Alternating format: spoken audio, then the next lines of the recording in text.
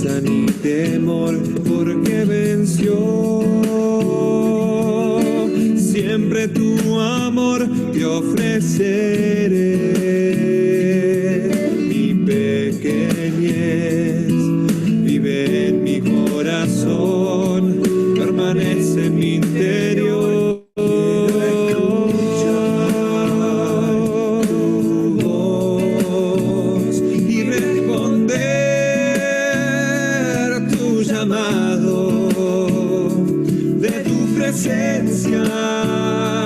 Llenar mis días, quiero vivir en vos, quiero seguir caminando, multiplicando, abriendo paso, en ti yo muero, renace.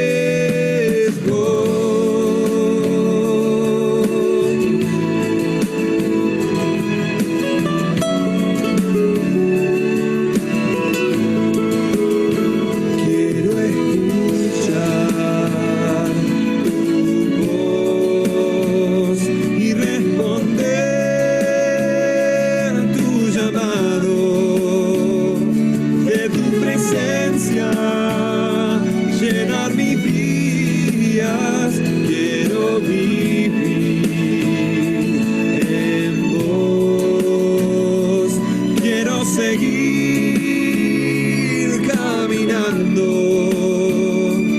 multiplicando, abriendo paso, en ti yo muero, renace.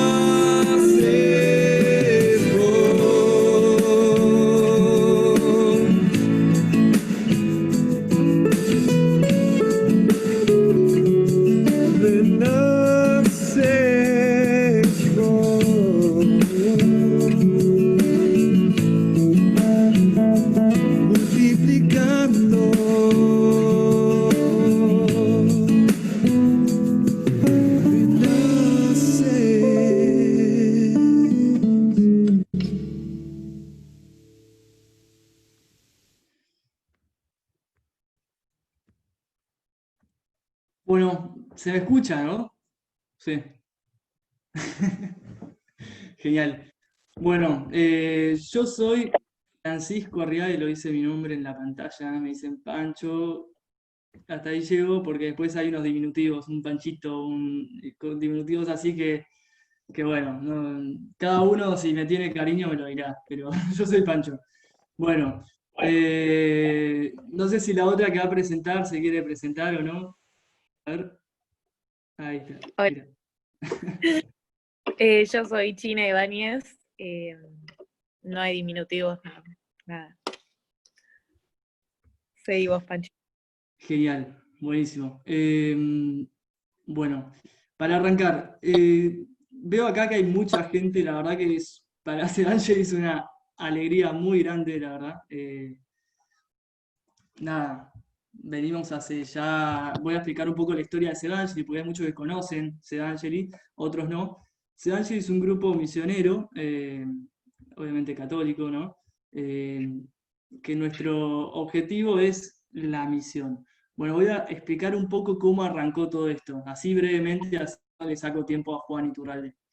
Bueno, Sedangeli nació en el 2015. No sé si acá, bueno, acá hay una que hay personas que arrancaron ahí. No voy a decir la edad porque hace bastante, la edad bastante.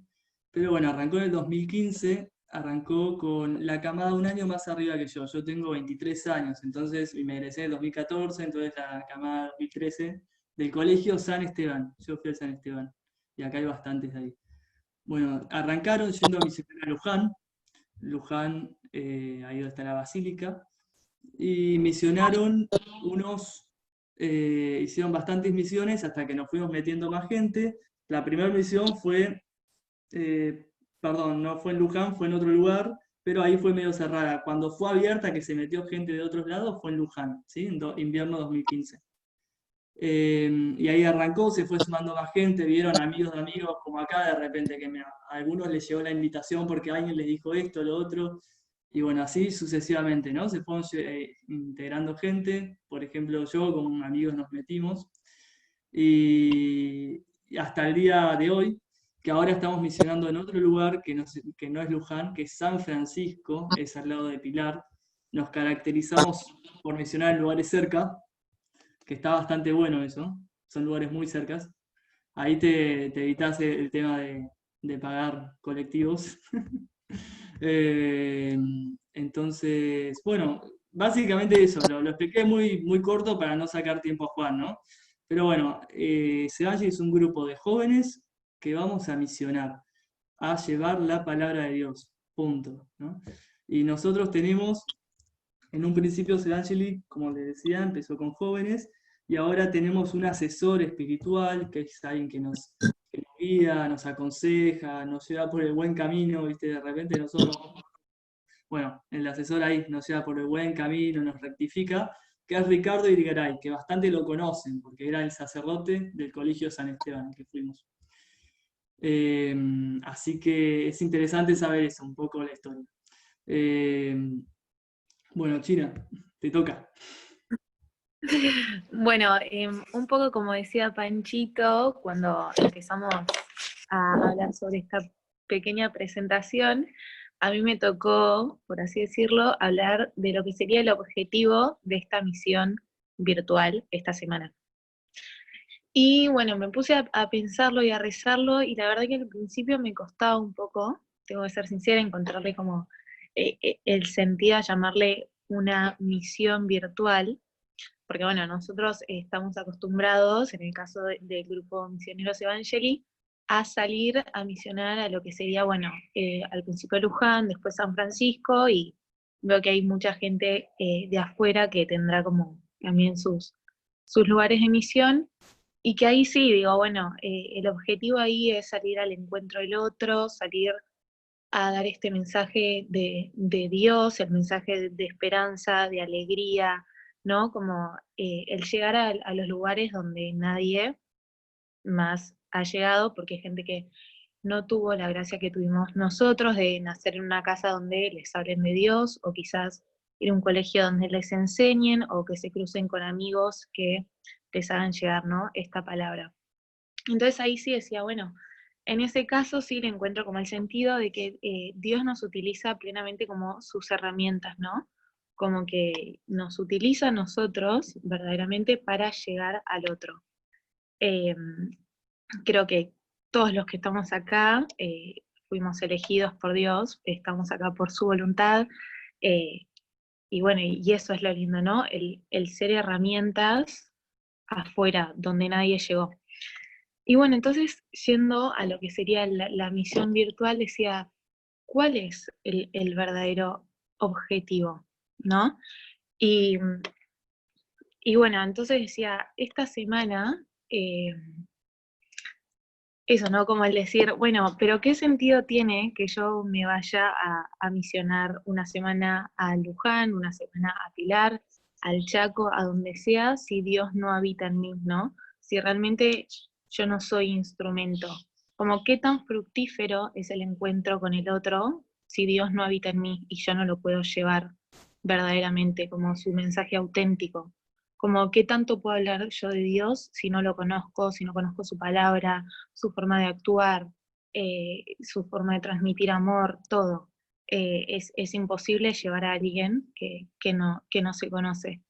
Y ahí fue cuando dije, bueno, claramente, por la situación que estamos viviendo, está el encierro, eh, nosotros tenemos que, es como una invitación a adentrar en nosotros y como el dejarnos habitar por Dios, ¿no? Para el día de mañana que nos toque salir de nuevo, ser verdaderos instrumentos, ¿no? Y ser verdaderamente fructíferos con los otros, como que este encuentro sea fructífero. Eh, y bueno, entonces eso, ¿no? El utilizar esta semana como para mirar nuestro corazón, como dejarnos habitar por Dios, realmente ser templos de Dios, y entregarnos a Él, como entregarle nuestro cuerpo, nuestro corazón, nuestra boca, nuestras palabras, nuestros oídos, para el día de mañana sí poder ser esto, ¿no? Ser herramientas de Él. Hoy a las 3 rezaron la coronilla, yo no puedo estar, pero sé que la rezaron, y bueno, y Faustina decía que Dios nos quiere colmar de gracias. Él desea todo el tiempo colmarnos de gracias, pero somos nosotros los humanos los que no lo dejamos y no permitimos que esas gracias entren en nuestro corazón. Entonces, como me pareció muy lindo esto, y también se me viene a la cabeza la frase de la Madre Teresa de hacer lo ordinario con amor extraordinario. Y hoy nuestra cotidianidad, nuestro ordinario vendría a ser este encierro. Entonces, utilizar esta semana de misión, estas charlas que se nos van a dar de gente muy grosa, de gente muy santa, como utilizarlo, ¿no? Como volver esto que hoy es muy insulso, este encierro, volverlo extraordinario, como utilizar todo lo que tenemos a nuestro alcance para volvernos mejor y más agradables a Dios. Y nada, y un poco en relación a lo que fue el Evangelio y la meditación del día, como realmente dejarnos ser esa semilla de mostaza que siendo tan chiquitita, pero en buenas manos y dejándose como sembrar, se vuelve un árbol tan grande y tan fuerte, con ramas, etcétera, etcétera. Y nada, creo que era eso. No sé, Pancho, si quieres agregar algo. No, buenísimo, buenísimo. Es eso, para terminar, ¿no? Es una semana para decir y hacer una autoevaluación. Yo me lo digo a mí mismo. ¿Estoy siendo católico o no? Es un corte a la bocha, ¿no? Y a través de testimonios muy, muy, muy buenos y charlas muy buenas para profundizar y ver qué nos quiere ir diciendo Jesús. Porque habrán visto que ahora, esto es el otro tema, vamos a hacer de la siguiente manera: de lunes a viernes a las 6 de la tarde. A las 6 de la tarde van a ser las charlas, excepto el miércoles, que es una oración, ¿sí? Pero bueno, siempre a las 6 de la tarde nos vamos a juntar acá, ¿sí? En Zoom. Vamos a mandar el link, siempre unos minutos antes. Después, cada día hay propuestas, como la de hoy, que se mandó un PDF con el Evangelio, una meditación, preguntas y una invocación al Espíritu Santo para que fertilice nuestro corazón. Y después la otra propuesta es la coronilla, ¿sí? A las 3 de la tarde, que la rezamos por Instagram, ahí en vivo. Bueno, eso sería la estructura, ¿sí? De toda la semana. Eso es de lunes a viernes. El sábado, para que sepan, ya se vayan anotando, le vamos a avisar de vuelta igual, vamos a hacer un rosario, ¿sí? Después le decimos el horario, vamos a hacer un rosario todos juntos. Y bueno, para decir un poco cómo hacer la mecánica, y ya empieza a hablar Juan, vamos a hacer así. Ahora todos nos silenciamos, incluso yo y China también nos silenciamos, y Juan empieza a hablar. Ahí empieza a hablar, ¿sí? Y cuando ustedes tengan preguntas, que esto los invito realmente a que hagan las preguntas que quieran, o sea, justamente esto es para preguntar y que Juan nos responda, ¿no? Es esto, sacarse sus inquietudes. Cuando tengan preguntas, las preguntan por el chat, ¿sí? Que todos saben dónde está. Está abajo, en un cuadradito que dice chat. Y después, así fácil. Y después, cualquier cosa también, si a mí me pasa mucho que a veces no sé cómo formular las preguntas, debe ser porque no sé escribir. Lo que hago, y están invitados a hacerlo, es poner en participantes, que está abajo también, y ponen, uy, el inglés, raise hand. ¿Sí? Levantan la mano y ahí se les da la palabra. Pero nunca hablen si no se les da la palabra, ¿sí? Por favor. Así no se arma, somos bastante, entonces se puede armar mucho quilombo. ¿Dale? Buenísimo. Bueno, no sé si... Sí, perdón. Agradecerle al Austral por prestarnos el Zoom. Fin de espacio publicitario. Nada, tal cual, tal cual. No veíamos tanta gente. Bueno, che, está Juan, ¿no? Iturraldes. Bueno, cuando venga Juan, él arrancará. No, bueno, y también como última cosa, agradecerles a todos. Es un tema, ¿no? Las cosas virtuales, porque uno está tanto tiempo o laburando, o está estudiando, o videollamadas con amigos, o no sé, o cumpleaños por la pantalla, entonces te cansa mucho. Entonces es esto, ¿no? Pero pilas, pilas, porque pensemos que esto puede hacernos muy bien a nuestro corazón, muy bien, a nuestra eternidad. Podemos ir Bueno, arrancando con una oración si no está Juan. dale, dale. ¿Quién va a hacer? A ver, Tommy Turralde, por favor. Hola chicos, Ahí Ah, está. yo. buenas. Bueno, hacemos una oración para empezar, dale. Padre, del Hijo y del Espíritu Santo, amén. Padre nuestro que estás en el cielo, santificado sea tu nombre, venga a nosotros tu reino, hágase tu voluntad en la tierra como en el cielo. Danos hoy nuestro pan de cada día, perdona nuestras ofensas, como también nosotros perdonamos a los que nos ofenden. No nos dejes caer en la tentación y líbranos del mal. El Padre, del Hijo y del Espíritu Santo. Amén. Bueno, yo no sé qué me habrán presentado, que no importa, no es importante. Juan, no Lo, te presentamos, así que te podés presentar vos mismo. lo que sí quisiera aclarar algo de lo que dijo Martina, en el sentido de que van a venir tipos grosos acá a dar charlas. Yo no soy ningún tipo grosso y seguramente los que sigan después serán tipos grosos, pero no es mi caso. Yo simplemente me limito a dar una charla de lo experiencial, de la experiencia que he tenido, la experiencia que tengo, de cosas que he vivido, pero en realidad toda esta charla se va a basar más que nada, la charla es ¿puedo ser santo? Evidentemente yo, digamos, no soy un ejemplo para eso, pero sí le voy a decir lo que dice la revelación, lo que dice la Sagrada Escritura de cómo se puede llegar a ser santo. De lo que dicen los santos, entre ellos, digamos, la Austral, tiene mucho que ver en esto, lo que dice San José María Escrivá de Balaguer sobre esto, que es un especialista, digamos, en lo que es la santidad del laico, ¿no? Cómo se puede llegar a ser santo a través de siendo laico, siendo una persona común, ¿no? Y haciendo cosas ordinarias y no extraordinarias. Es un poco el espíritu de lo que él escribió toda su vida, y creo que debe ser el santo que más sabe de este tema.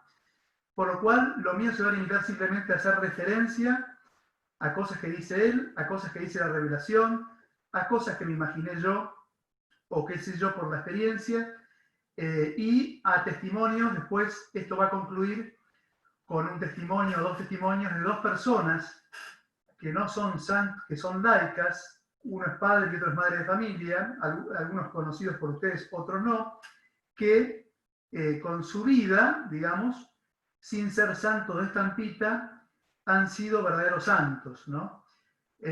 Por lo cual, de esta manera, la pregunta es, ¿puedo ser santo? Es la pregunta inicial, y ahora vamos a empezar con todo ese tema, pero quiero decirles que, sí, evidentemente, todos podemos ser santos, todos, ¿no? Desde los más animales e inútiles hasta los demás santos. Bien, el primer interrogante que se me plantea acá es, primero es, ¿todos estamos llamados a ser santos o solo algunas personas? Algunas personas elegidas por Dios, como quien diría, ¿no? Cuando uno piensa un tipo como Messi, que es un elegido, o un tipo como Roger Federer, un elegido, o fíjense la disciplina que sea, que son elegidos. ¿Solamente pueden ser santos los elegidos?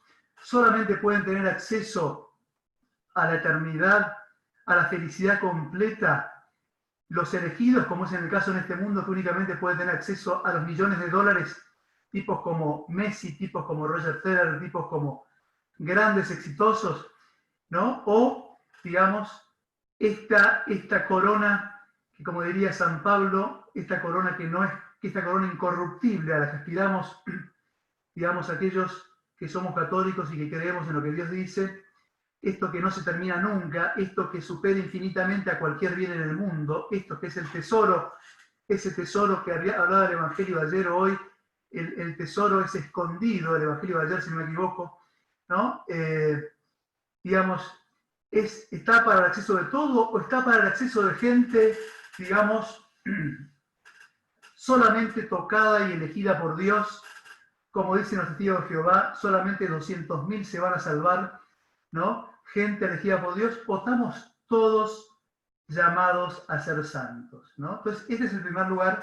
¿Qué nos dice la revelación respecto de eso? Jesús nos dice a todos: sed perfectos como es perfecto vuestro Padre Celestial, a todos. Así como aquel que lo llamó es santo, en otra parte, también ustedes sean santos en toda su conducta, de acuerdo con lo que está escrito: sean santos porque yo soy santo, decía Jesús. Y lo mismo le decían los apóstoles a los que lo seguían. Este era Jesús respecto a los apóstoles. Y después están los apóstoles respecto a los seguidores, que podía ser cualquiera. Jesús también estaba rodeado de sus apóstoles más cercanos y aparte de infinidad de seguidores que lo seguían a todas partes. ¿Tá? Y él no le hablaba solamente a los apóstoles, sino que le hablaba a todos. Y a todos les decía lo que ya les dije recién. Y, por ejemplo, lo que decía San Pablo: busquen la paz con todos y la santificación, porque sin ella nadie verá al Señor, ¿no?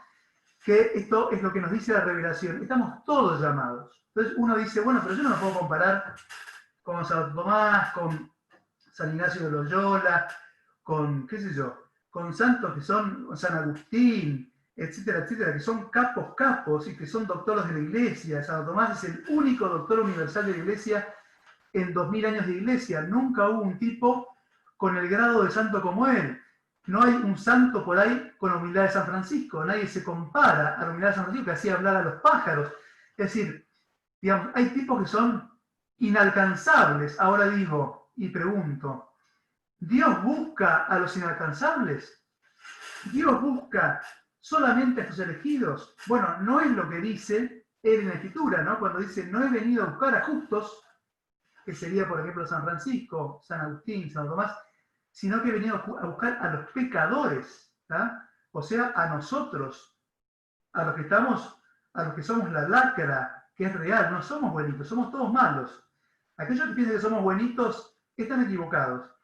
No somos buenitos objetivamente, primero porque no somos buenos, porque ni bien termina esta charla, ya vamos a hacer una macana, o mañana, o ya hicimos hoy, así que no somos buenos, pero además, porque el mismo Jesús se lo decía a sus apóstoles: ustedes que no son buenos, ustedes que son malos, ni siquiera que son buenos, si ustedes que son malos saben hacer cosas buenas, le decía a los apóstoles, entonces, consecuentemente, no somos buenos, ni buenitos, ni nada por el estilo, somos malos. Somos menos malos que otros, puede ser, pero somos malos. ¿Está? Bien.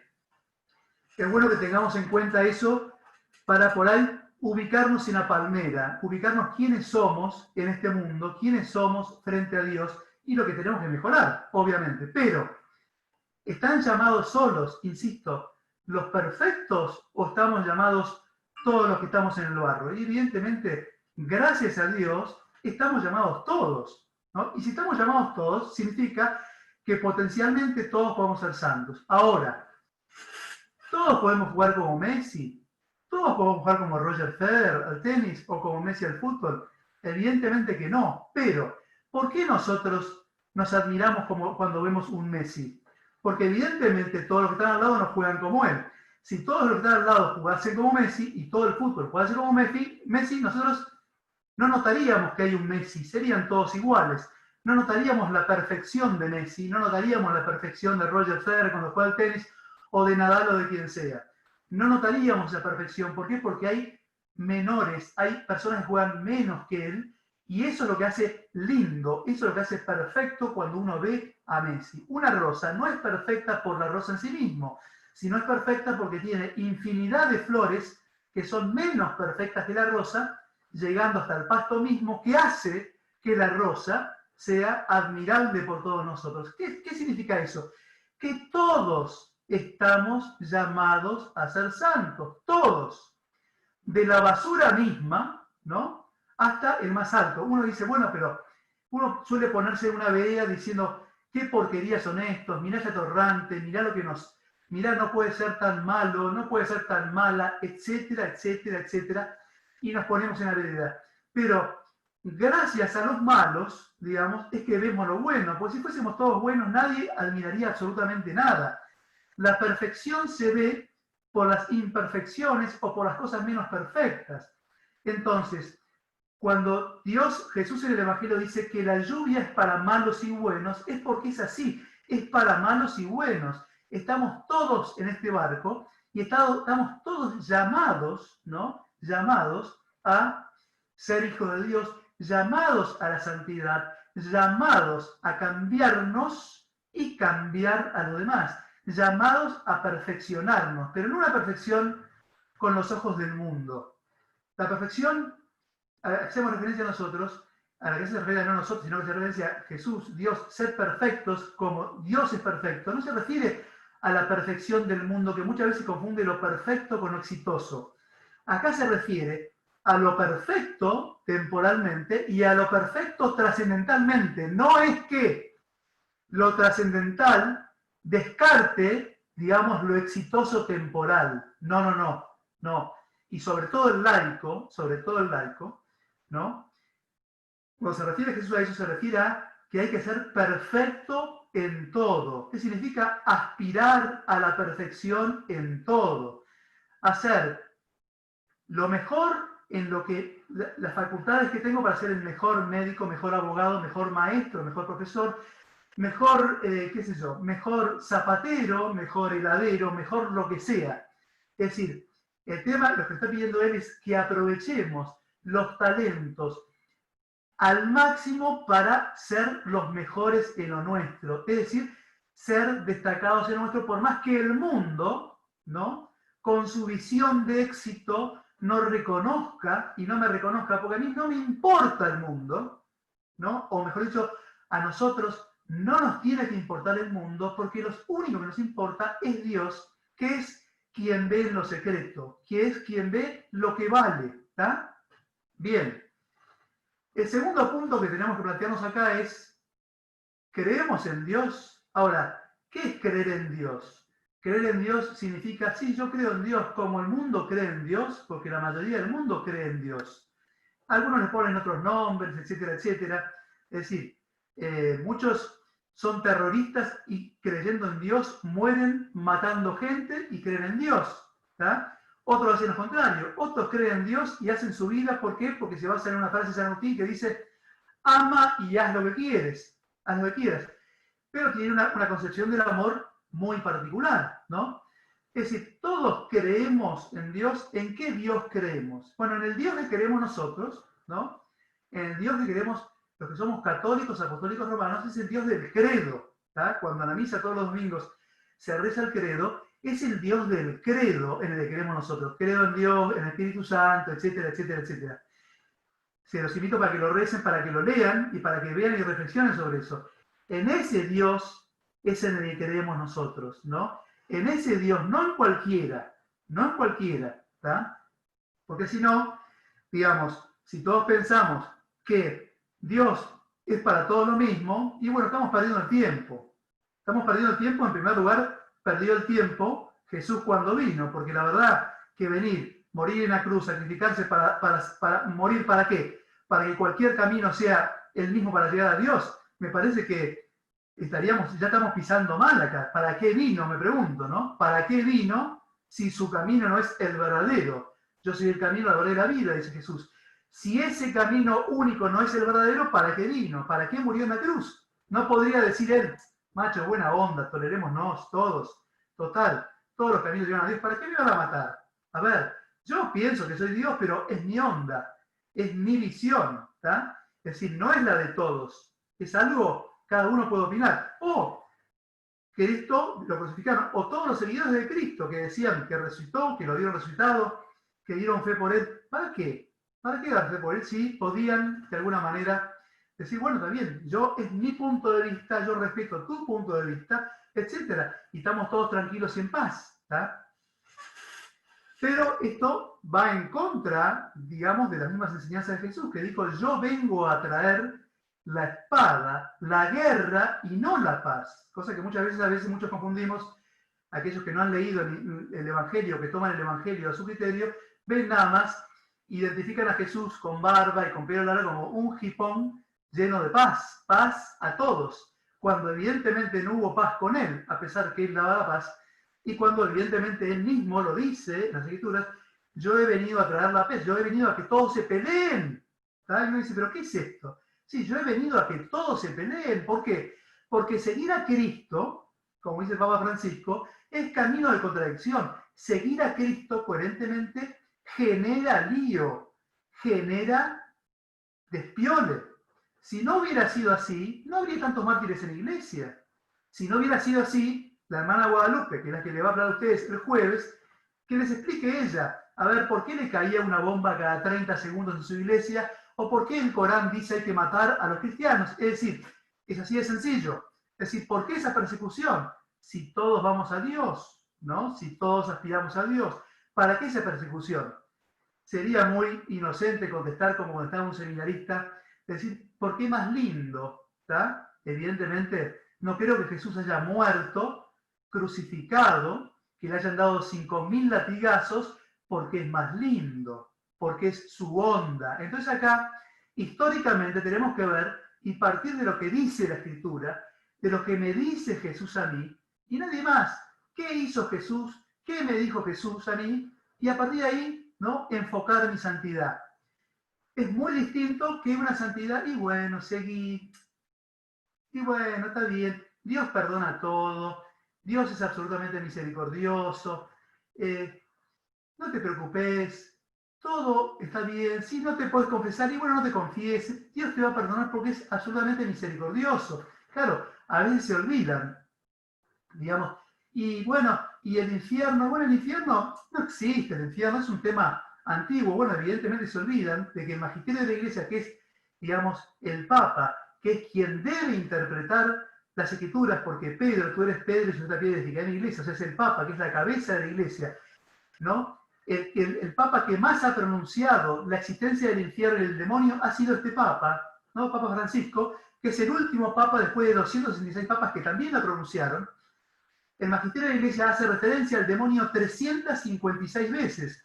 Las Sagradas Escrituras hacen referencia al demonio, al diablo y la condenación 267 veces. Entonces parece rarísimo, ¿no? Que digan, Dios te perdona todo, etcétera, etcétera. Por supuesto que, digamos, nuestra religión no se basa en el miedo, pero lo cierto es que el camino a la santidad es Cristo o nada. Como diría un cardenal en un libro, el cardenal, no me acuerdo cómo se llama, un cardenal negro, en un libro, él se llama Dios o nada, porque es Dios o nada, no hay caminos alternativos. Esto puede sonarle fuerte a todos ustedes, puede sonarle totalmente distinto al discurso acostumbrados a escuchar, ¿no? Pero es así, es Dios o nada, ¿tá? Porque si no fuese Dios o nada, Cristo, insisto, y vuelvo a lo mismo, no hubiera muerto como murió. Vieron que ahora parece que muchos ponen más énfasis en la resurrección de Jesús. Bueno, pero Jesús resucitó y no le dan bola a la pasión. Estamos todos locos, estamos todos diametralmente locos, ¿no?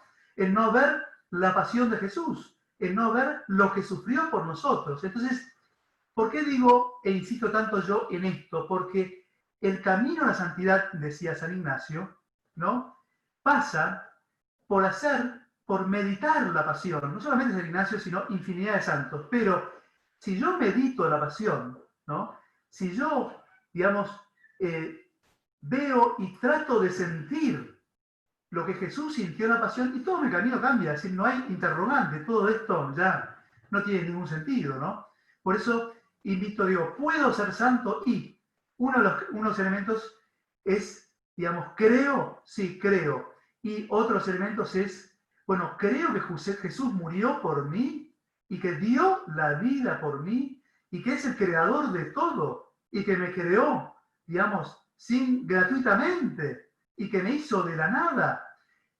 Si yo creo eso, ¿no? Y que aparte después el acto de amor más grande, que es dar la vida por sus hijos, y medito eso, y ustedes no se van a hacer ninguna preguntas más en la vida, ninguna pregunta más, puedo ser santo. Van a ver, piensen en esto, mediten todos los días en esto, y no necesitan técnicas, digamos, para tratar de ser un laico santo. Pero bueno, sigamos hablando.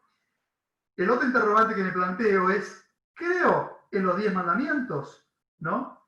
Entonces vemos cómo digamos, no toda la religión tiene los 10 mandamientos, sino la religión que tiene su raíz judeo-cristiana, ¿no? Judeo-cristiana significa que viene por el lado de Abraham, ¿no?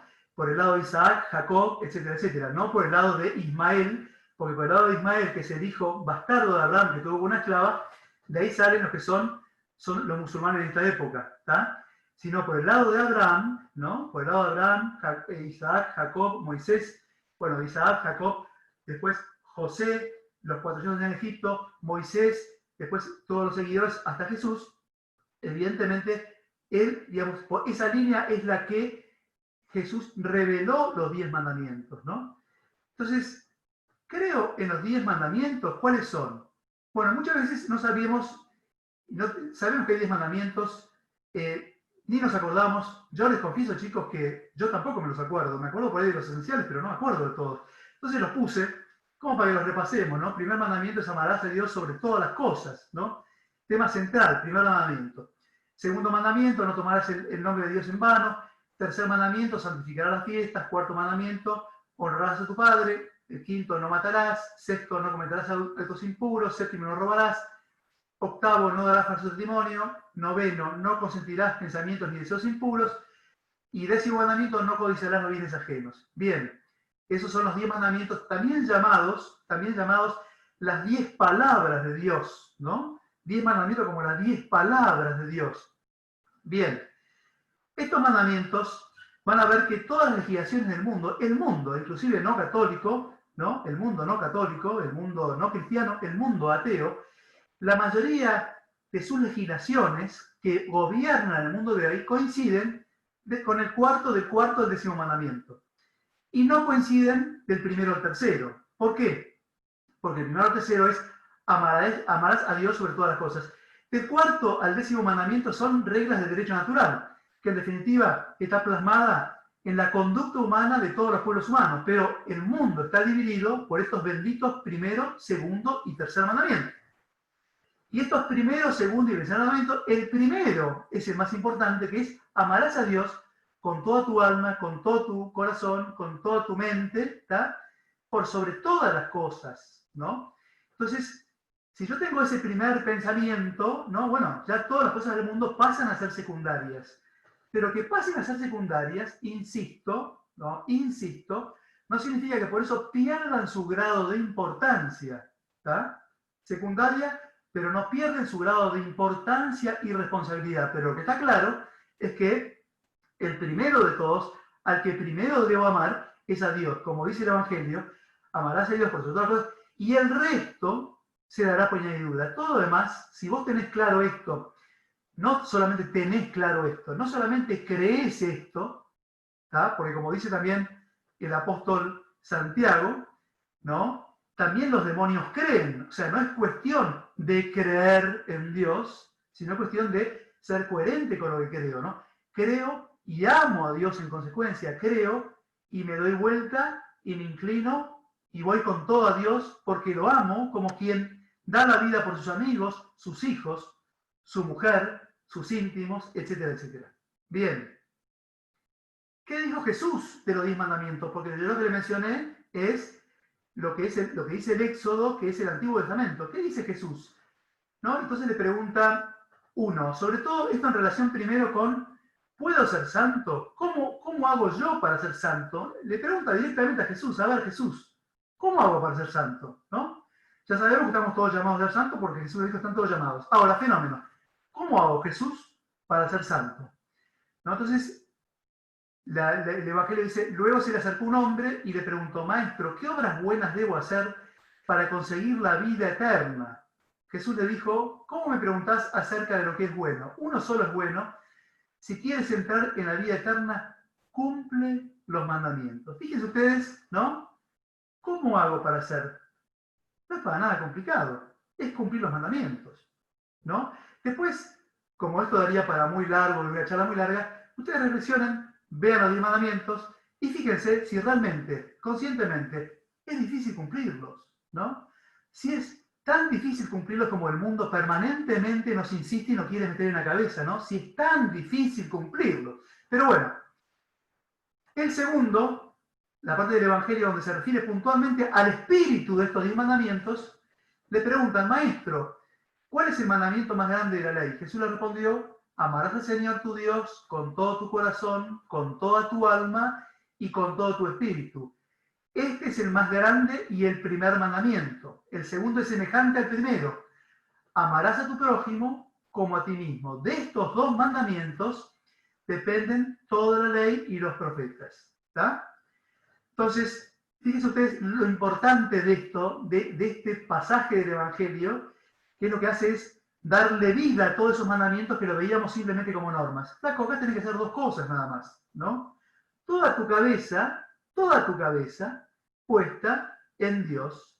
Y si vos tenés toda tu cabeza y tu corazón, porque es con toda tu alma, con todo tu espíritu, con todo tu corazón, ¿no? No solamente racionalmente, sino con todo tu corazón, ¿no? Él dio la vida por mí, ¿está?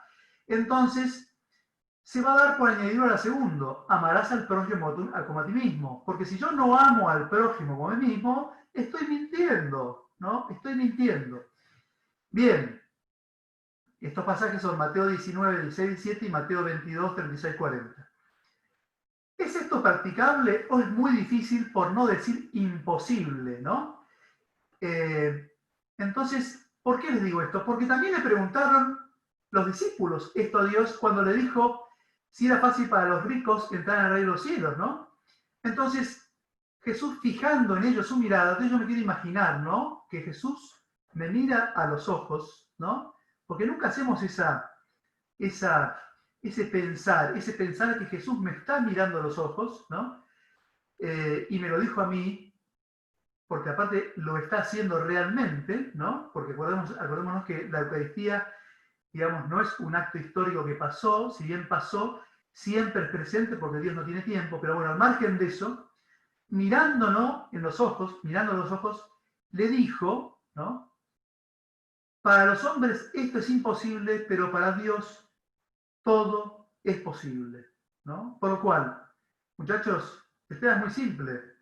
Esto que vemos como imposible, ¿no? Porque por ahí hay cosas que nos parecen fáciles y después cosas que nos parecen difíciles, ¿no? Lo que pasa es que la medida que uno se acerca a Dios va viendo las cosas que son más fáciles todavía, pero no importa. Pero por ahí hay cosas que nos parecen difíciles. Sobre todo cuando leemos la vida de los santos. Son imposibles de seguir los tipos, ¿no? Es como, qué sé yo, por ejemplo, uno diría, yo no podría, qué sé yo, entrenar 10 horas por día, todos los días de mi vida, para jugar bien al tenis o jugar mejor a esto. La verdad es cómo se matan estos pibes, o los atletas, ¿no? Que para ir a una Olimpiada cada 4 años se matan entrenando todos los días. Es muy difícil, claro, pero que es imposible para los hombres, es posible para Dios, porque todo es posible para Dios, ¿no? Y esto lo explica así. Entonces, si para el hombre es imposible, ¿cómo hago? ¿No? Porque dice, para el hombre es imposible, para Dios es posible, fenómeno. Pero la pregunta que me hago es, pero para mí es imposible. Es decir, los discípulos todavía no tienen respondida su pregunta, ¿no? Para Dios es posible, pero Dios es Dios y yo soy yo. ¿Tá? ¿Cómo hace Dios para? ¿No? Bien. Entonces, si para el hombre es imposible, ¿cómo hago yo para hacer posible lo imposible siendo hombre? ¿No? La gran pregunta que nos hacemos todos. Y siempre esto lo he dicho en otras charlas, ¿no?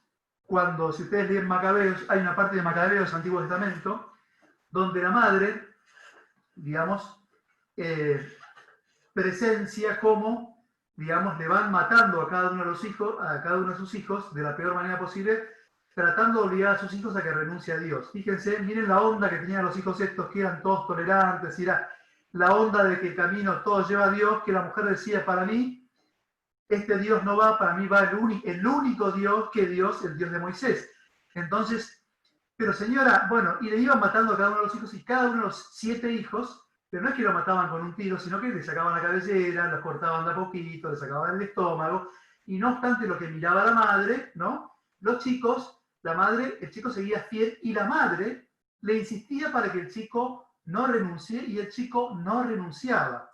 ¿Y cómo alguien se puede mantener fuerte así con esto? Y evidentemente, me decía un monje benedictino, ex abad, me decía, porque Dios estaba adentro de ellos, ¿no?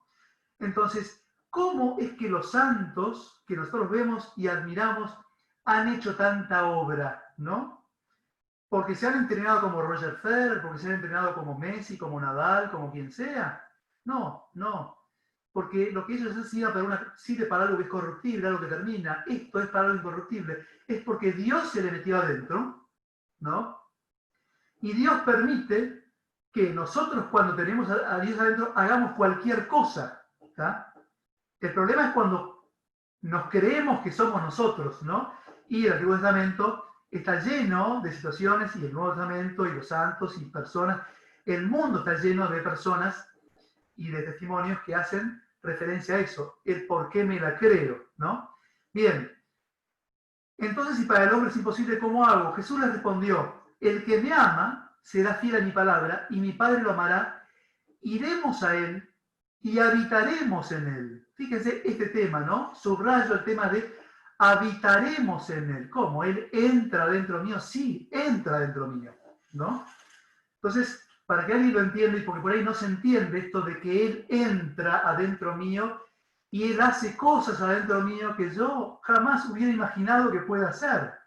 Y no solamente esas cosas, es una obra de caridad, una misión en la India, ¿no? Sino es transformar a una persona, ¿no? Común y corriente, que era de una manera, que era un quisquilloso, que era un egoísta, y que de repente se transformó en un tremendo hermano, en una persona que comparte las cosas con todos. Eso es el cambio que Dios produce cuando se mete en mí, ¿tá? Bien, ¿de qué manera se puede ejemplificar? Bueno, lo voy a ejemplificar por lo contrario, ¿no? Por el tema de las posesiones demoníacas, que es exactamente cuando el demonio se mete en algo. Si alguno tiene alguna duda de esto, bueno, vaya a ver un exorcismo que realmente hay. Yo tuve la oportunidad, como comenté en otras charlas, de participar de 2 exorcismos. Yo estuve viendo lo que es efectivamente una posesión demoníaca y sé lo que es, un alma, una persona poseída por otro. Bueno, la diferencia de Dios es que Dios te posee bien, no te posee en tu desorden interno, sino no te posee cuando vos tenés bien ordenadita la casa, pero te posee de tal manera que vos haces cosas que nunca harías, ¿no? Y haces un tremendo bien, pero es Dios que obra a través tuyo. Es Dios que obra a través de cada uno de ustedes cuando cada uno de ustedes hace un acto bueno, ¿no? No es, uy, qué buena, qué fulana, qué divina fulana, mirá cómo se preocupó por tal persona y no quiere que nadie se dé cuenta.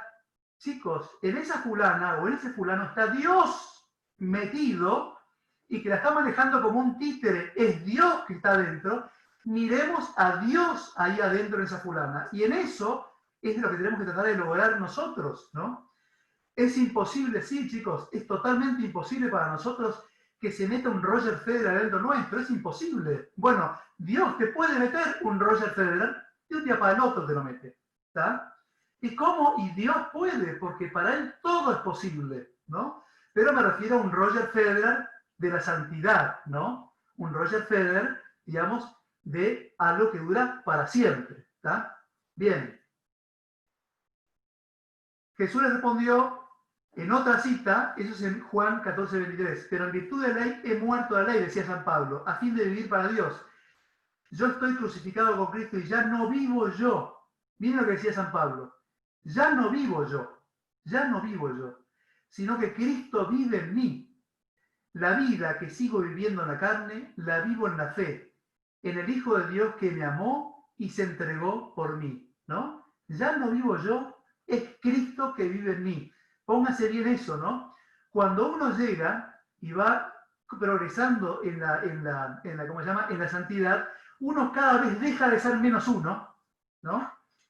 Deja de ser menos uno, de esto se van dando cuenta los demás, deja de ser menos uno y es cada vez más de Dios, ¿tá? Eso es lo que decía San Pablo, y esto es un Gálatas 2:19, lo está diciendo justo porque él sabía que la muerte se le venía, que estaba a punto de morir, ¿no? Entonces él dice, es Cristo que vive en mí.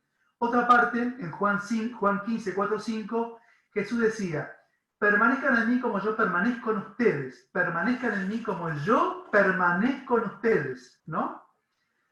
Así como el sarmiento no puede dar fruto si no permanece en la vid, tampoco ustedes si no permanecen en mí. Yo soy la vid, ustedes son los sarmientos. El que permanece en mí y yo en él, da mucho fruto porque separados de mí, nada pueden hacer. Subrayemos esto. Separados de mí, lo dice Dios, lo dice Jesús, nada podemos hacer, agregó, bien, ¿no? Nada podemos hacer separados de él. Entonces el gran problema es, ¿y por qué el mundo se divide? El gran problema es cuando a estos mandamientos le damos las espaldas al primero, segundo y tercero y queremos nosotros ser a los que amamos al prójimo, ser los buenos, etcétera, etcétera. ¿Para qué? Para que se admire nuestra conducta buena y se conozca. Qué bueno lo que hace por los demás. Y nos encargamos de que se publique y que se vea, ¿no? Qué bueno, miren cómo, ¿no? Bien. ¿Qué tengo que hacer para dejar entrar a Dios para que Él more en mí, para que Él se meta en mí, ¿no? Entonces, después le enseñó una parábola, ¿no? La parábola del juez injusto, de la viuda y el juez injusto. En una ciudad había un juez que no tenía ni a Dios ni importaba a los hombres. Y en la misma ciudad vivía una viuda que recurría a él diciéndole, te ruego que me hagas justicia contra mi adversario.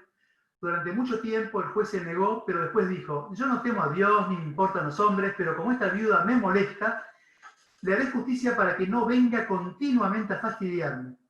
Y el Señor dijo, oigan lo que dijo este juez injusto. Y Dios, ¿no hará justicia a sus elegidos que clama él día y noche, aunque los haga esperar? Entonces, ¿qué significa esto? ¿No? ¿Qué tengo que hacer para dejar entrar a Dios para que Él more en mí? Romperle siempre, ¿no? Romperle siempre, bueno, no se me ocurre otra palabra, ¿no? Pero ustedes sabrán a qué me refiero. Hinchar, molestar, aunque parezca mecánico, aunque no vuelva, rezar, pero no veo, Señor, resultados. Rezar. Y Él les pregunta y les dice, ¿no?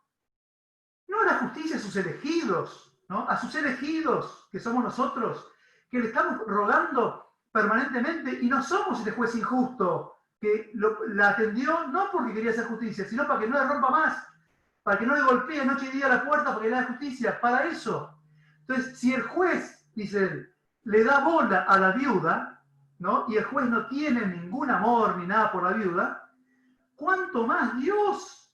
Entonces, señores, chicos, insistamos, rompamos, molestemos, ¿tá? Hagamos lío, como dice el Papa, pero lío también es hablar a Dios, molestar a Dios, insistir a Dios, ¿no? Y rogar siempre a Dios, no parar de rogar. ¿Saben cuál es el problema nuestro y el problema de la humanidad? Lo dice todo el Antiguo Testamento, es cuando el hombre deja de rezar.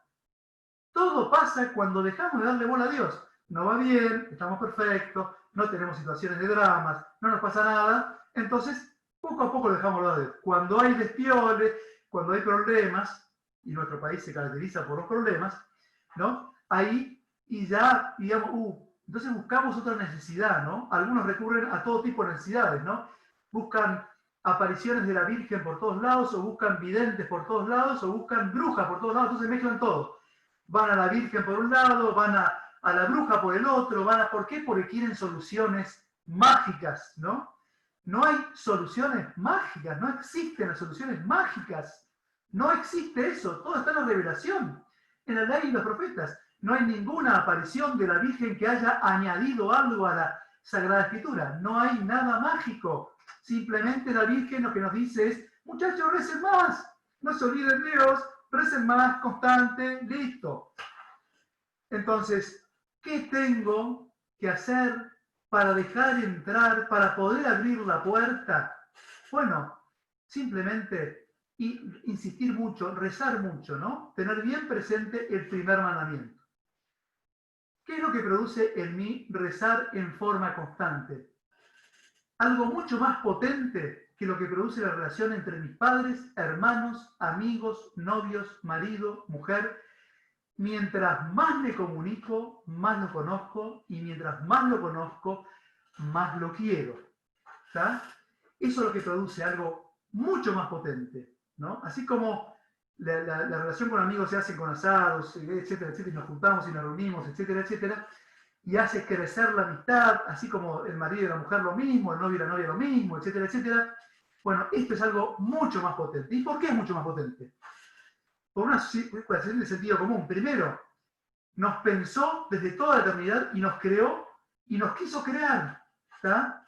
Y no procrear, sino crear. Nuestros padres lo quisieron procrear.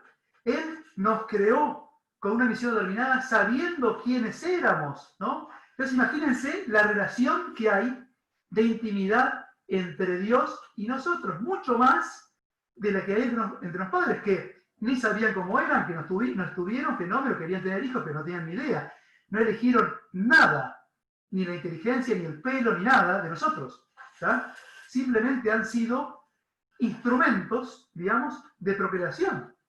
Bien, entonces, ¿qué es lo que produce en mí rezar en forma constante? Eso, una transformación permanente, ¿no? La comunicación con Dios es similar a la comunicación entre los hombres. No, no es similar. ¿Por qué? Porque no se produce visual o externamente ese ida y vuelta que se da entre los semejantes, que hace que esa amistad mundana, digamos, o racional o sensible crezca. Por eso nos cuesta ver a Dios como un íntimo amigo incondicional que está ahí siempre para ayudarnos, ¿no? Es muy difícil que podamos ver ese Dios, ¿no? A ese Dios que, por ejemplo, está presente ahora entre nosotros como uno más de ustedes y no lo vemos, pero está presente, ¿está? ¿Por qué está presente? ¿Y por qué lo dijo? Cuando dos o más se reúnen en mi nombre, yo estaré presente entre ellos, ¿está? Él es uno más acá, que espero me perdone todas las pavadas que digo de más, pero Él está acá además, ¿está? Y Él se encarga de que todas las pavadas que yo digo le llegue bien a cada corazón. Él es el que, no yo, sino Él es el que transforma esto para que le llegue bien, porque si no, se morirían todos, ¿está? Pero en realidad, ¿está? Él es el que transforma, Él es el que hace que esto tenga vida, ¿está? Bien. Entonces la comunicación no es igual la de Dios con los hombres. Entonces, ¿cómo hago entonces para rezarle a alguien siempre y en forma constante cuando del otro lado recibo solo silencio? Y silencio, y silencio. Desde el punto de vista humano pareciera que le estamos rezando a una pared, o a una imagen, o a un crucifijo, o lo que sea, pero desde el punto de vista de la fe, sabemos que estamos orando a Jesús mismo. Entonces, pregunto, ¿no es contraproducente que recemos sin sentir nada? ¿Por qué digo contraproducente? Porque si yo rezo sin sentir nada, llega un momento que me aburro y me voy, ¿no? Pero desde el punto de vista humano pareciera que sí. Sin embargo, la experiencia de todos los que rezan, y esta es la experiencia de los santos, la experiencia de los que no son santos, etcétera, en forma constante, aun cuando no sienten nada, el efecto que produce no es el aburrimiento, sino todo lo contrario, cada vez quieren rezar más. Santa Teresa de Ávila, una de las más grandes místicas que tuvo la Iglesia. ¿Por qué digo mística? Santa Teresa de Ávila, si ustedes los libros de ella, hay un libro especial que se llama, creo que es Vida, de Santa Teresa de Ávila, ella se levitaba frente al Santísimo, es decir, era tal el amor que tenía que se levitaba y se pegaba al techo. Las monjas venían y la veían pegada al techo, decían, ¿qué es esto? ¿Está? Bien. Pero ella explica cómo es esto, porque todo el mundo agarró y empezó a decir, ¿cómo es esto? Entonces ella explica que esto le llevó 15 años a ella. No significa que nosotros después de 15 años vamos a levitar. Lo que estoy diciendo es que era una gracia tremenda, especial de Dios, dado a ella, porque Dios quería dársela a ella y punto. Pero lo que ella decía es que durante 15 años, ella no sentía absolutamente nada. Y lo único que hacía era contar las baldosas o los ladrillos de la iglesia porque se aburría tremendamente. Sin embargo, ¿no? Seguía. Y miren que produjo una de las más grandes místicas de la iglesia. ¿Está? Eso produjo, digamos, esta constante. Santa Teresa de Calcuta, santa del siglo XX, que murió en el siglo XX, inclusive ha venido a Buenos Aires, una santa muy, muy conocida, inclusive por mucha gente de la diócesis de acá, muchos sacerdotes, han predicado con ella. Hay un colegio, que creo que se llama algo de Teresa de Calcuta, me parece que hay un colegio por acá, donde ella estuvo, donde lo fundó, están las madres que están también en Garín, etcétera, etcétera, con mucha presencia en Argentina. Ella también en su libro cuenta que estuvo 15 años sin sentir absolutamente nada, pero no solamente no sentía nada, sino que sentía como asquedad de estar en el Santísimo, ¿no? No obstante, estaba, y miren lo que hizo la Madre Teresa de Calcuta. Y cuando le preguntan, ¿y usted cómo hizo esto y pudo ir a 200 países sin un mango partido por la mitad? Pudo, y empezó a predicar a los 47 años, porque antes era profesora, una monja, profesora de geografía, y empezó a los 47 años por un llamado que recibió en un viaje en tren, hizo la obra que hizo, que está dispersada en todos los países del mundo, que logró, y encima le dieron digamos, el Premio Nobel de la Paz, que lo donó en ese momento. ¿Cómo hizo? Y leyó, dijo, lo que dice San Pablo, no soy yo, sino que Cristo que obra en mí. Fíjense la diferencia que hay entre el pensamiento del mundo y el pensamiento de Dios, ¿no? Es muy distinto el pensamiento del mundo y el pensamiento de Dios, ¿no? Es Cristo que obra en mí, Cristo, mi creador, Él es el que hace todo, ¿no? Uno me preguntaba en una charla anterior, bueno, pero entonces uno no tiene mérito. No, sí, uno tiene mucho mérito, pero guarda, el mérito no es 50%, el mérito es 1,99. ¿Cuál es el mérito nuestro? Es abrir la puerta. Si nosotros no abrimos la puerta, no entra Dios porque respeta nuestra libertad. ¿Tá? Dios no te condena al infierno. Vos te condenás al infierno porque vos no querés ver a Dios. Porque vos no querés la misericordia de Él. Es como un tipo, ¿no? ¿Vieron a esos tipos que no se arrepienten de nada? Bien. Lo mismo pasa con la persona que se va al infierno. Una persona que no quiere estar con Dios y Él respeta la libertad porque yo no quiero estar con Él.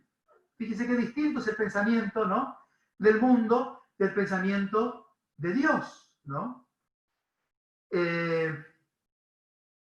La oración, aunque sea mecánica, repetitiva y neutra emocionalmente, para quien la reza, ¿produce igual efectos en las personas? No solo produce efectos sustanciales en las personas que oran, sino también en los que lo rodean. ¿Qué significa un cambio sustancial? ¿Qué significa el efecto sustancial? Se opone a accidental, es decir, va transformando a la persona que reza en otra persona, sin que ésta se dé cuenta. Es más, los que lo rodean se van dando cuenta primero.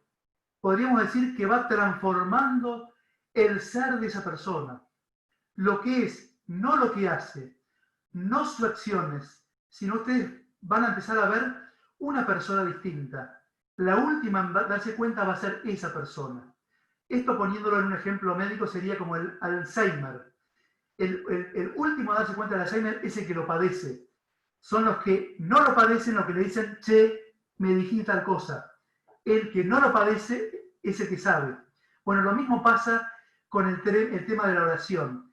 La oración mecánica, constante, aburrida, fría, que parece una pérdida de tiempo, que desde el punto de vista del mundo no tiene ningún sentido, que el mundo llora de risa, ¿no? Hoy más sobre todo, lloran de risa cuando hablamos de esto, ¿no? Me refiero al mundo no creyente. Dice, ¿qué es esta fórmula química estúpida? ¿De qué me están hablando? Bien, este mundo, lo que para el mundo es incomprensible, ¿no?, para nosotros, es una transformación que va transformando el ser muy de a poquito, ¿no? Que va, la constancia hace que cada vez, digamos, querramos más, más y más, ¿no? Y cada vez nos acerquemos, pero va transformándonos. Eso es lo que produce esta oración, este cambio sustancial que significa esto. ¿Por qué la oración de uno hace bien a todos? O sea, no solamente la oración nos hace bien a nosotros. El solo hecho de rezar, ¿no? Esto es muy largo de explicar, pero se puede resumir en dos palabritas, que es el género humano, el ser humano, a diferencia del género angélico, ¿no?, del ángel. Los ángeles son individuales, el género humano es uno, es todo uno, ¿no? Ustedes saben cómo es esto. Bueno, el género humano es uno. Así como esto sale de la revelación misma, ¿no? Así como por un pecado, así como por un hombre entró todo el pecado del mundo, ¿no? Por un hombre salió todo el pecado del mundo, todo el mundo se redimió, el género humano se redimió. Que esto no pasa con los ángeles. No por el pecado de Lucifer todos los ángeles cayeron, sino que cada ángel individual, un tercio de los ángeles, resolvieron decirle que no a Dios. ¿tá? O sea que no es que invadió al tejido angélico el pecado. Pero bueno, esto es un tema más de teología que no importa tanto. Lo que sí importa es, somos un solo cuerpo, es real a pesar de que seamos distintos cuerpos. Y así como toda acción humana exterior buena favorece a otro ser humano, ¿no? Y que todos los humanos cuando trabajan en el se favorecen mutuamente, bueno, lo mismo sucede interiormente. Todo acto bueno de un ser humano hace bien al cuerpo humano, todo acto malo hace mal al cuerpo humano. Por eso la oración es tan importante, no solamente para nosotros, sino para el cuerpo, lo que se denomina el cuerpo místico de Cristo, ¿no? Que lo habla San Pablo, lo habla, bueno, Magisterio, etcétera, etcétera. La oración, por eso digo, es tan importante. Nosotros ayudamos muchísimo con la oración. Cuando rezamos, ayudamos un montón con la oración, a nosotros mismos y al otro y a los demás. Bien. ¿La oración basta para aspirar a la santidad? ¿Simplemente la oración? Obviamente que no. Pero es el primer paso necesario y esencial. La oración es la llave para que podamos abrir nuestra puerta interior para que Dios more en nosotros. En oposición a esto podríamos decir que el olvido de Dios es la llave para abrir las puertas a la condenación. Duro parece, pero es la realidad, es la verdad, es lo que surge del Evangelio. No lo invento yo, ni lo digo yo. ¿tá? Pero en realidad, hay que abrir la llave. Hay que abrir y, digamos, es esencial la oración para yo poder abrir esa llave para que Dios pueda empezar a entrar en mí. ¿Por qué digo esto? Porque si yo no abro esa puertita, una luz, que se vea apenas una luz de esa puertita, Dios no entra. Si Dios no entra, yo no puedo hacer actos buenos. ¿Por qué? Por lo mismo que lo que decía antes. Sin mí, nada podéis hacer. ¿tá? Sin mí, sin un mínimo de mí, nada podéis hacer. Imagínense cuando va entrando de a poco, imagínense cuando esa puerta se va abriendo cada vez más. San Francisco de Asís, Santa Teresa de Ávila, ¿no? San Ignacio de Loyola, San Francisco Javier, Santa Teresa de Lisieux, ¿no? Bueno, San Pablo, San Pedro, cuando se abre, ¿no? Y se abre bien fuerte, cuando la abrimos, ¿no? Cuando ese 1% de esta criatura insecta, creada y redimida, porque somos insectos, estemos siempre pensando eso, decide abrir esa hormiga, decide abrir la puerta, a partir de ahí esa hormiga construye rascacielos de hormigueros. Y no se queda más con el hormiguero que ya estaba ocurriendo, sino rascacielos de hormigueros por todo el mundo. Pero para eso es necesaria esta oración. Si no puedo abrir la puerta, si yo no reconozco a Dios, jamás Dios va a entrar porque Él respeta nuestra libertad. Bien. Entonces, dentro de la oración personal es suficiente o también debo celebrar el culto dominical, es decir, la oración pública. Tercer mandamiento, ¿no? Insisto, por eso dije a ustedes que el mundo siempre habla del cuarto, cumple del cuarto al décimo, pero no dice nada del primero al tercero. El culto a Dios único, ¿no? Es el culto a Dios es el tercer mandamiento, que es santificar las fiestas, ¿no? Es un precepto. Uno a veces me pregunta, bueno, pero la obligatoriedad de misa es pecado mortal. Y sí es pecado mortal. No solamente porque dice Dios, porque dice la Iglesia, la revelación, el magisterio, en 800.000 oportunidades, no importa, digamos, es por sentido común, chicos, es por sentido común. Nos creó, dio la vida por nosotros, ¿tá? No le vamos a dar 1 hora por semana, ¿tá? A ver, sentido común absoluto. Yo creo que si le pregunto a un chimpancé me va a responder eso. No hay que darle vuelta a eso. El chimpancé les aseguro que eso lo sabe responder. No va a ir por obligación. Va a ir porque dice, no puedo no estar. Bien. ¿Qué tengo que hacer además para aspirar a la santidad?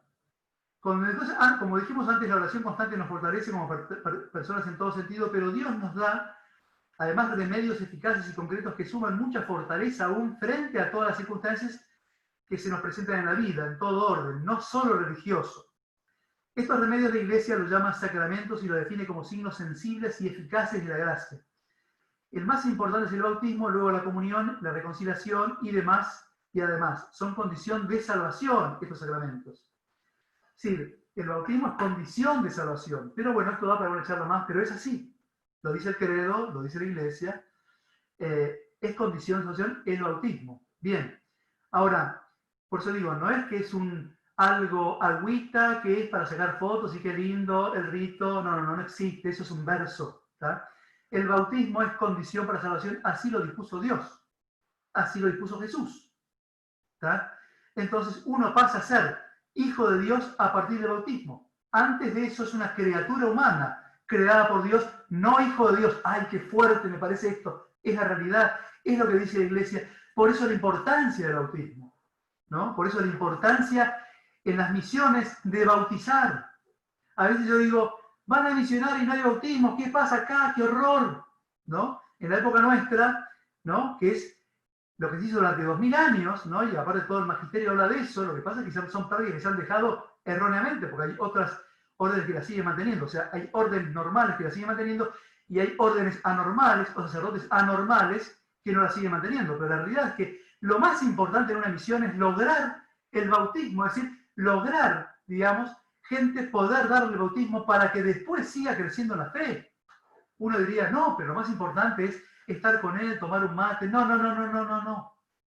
Lo más importante es el bautismo. Que tomemos mate para eso es otro tema, pero que lo más importante es el bautismo, o casar a los que están casados, o la confesión para el tipo que no se confesaba hace años. Eso es lo más importante. Eso es el sentido de todas las misiones. Eso es misión. Todo lo demás son obras de bien. Está muy bien hacer un techo a la gente, compartir un mate, eso no está mal. Eso no está mal para nada. No estoy en contra de eso, pero no es misión. No tiene nada que ver con la misión, no tiene nada que ver con lo que hablamos acá, no tiene nada que ver con Cristo. ¿Estamos de acuerdo?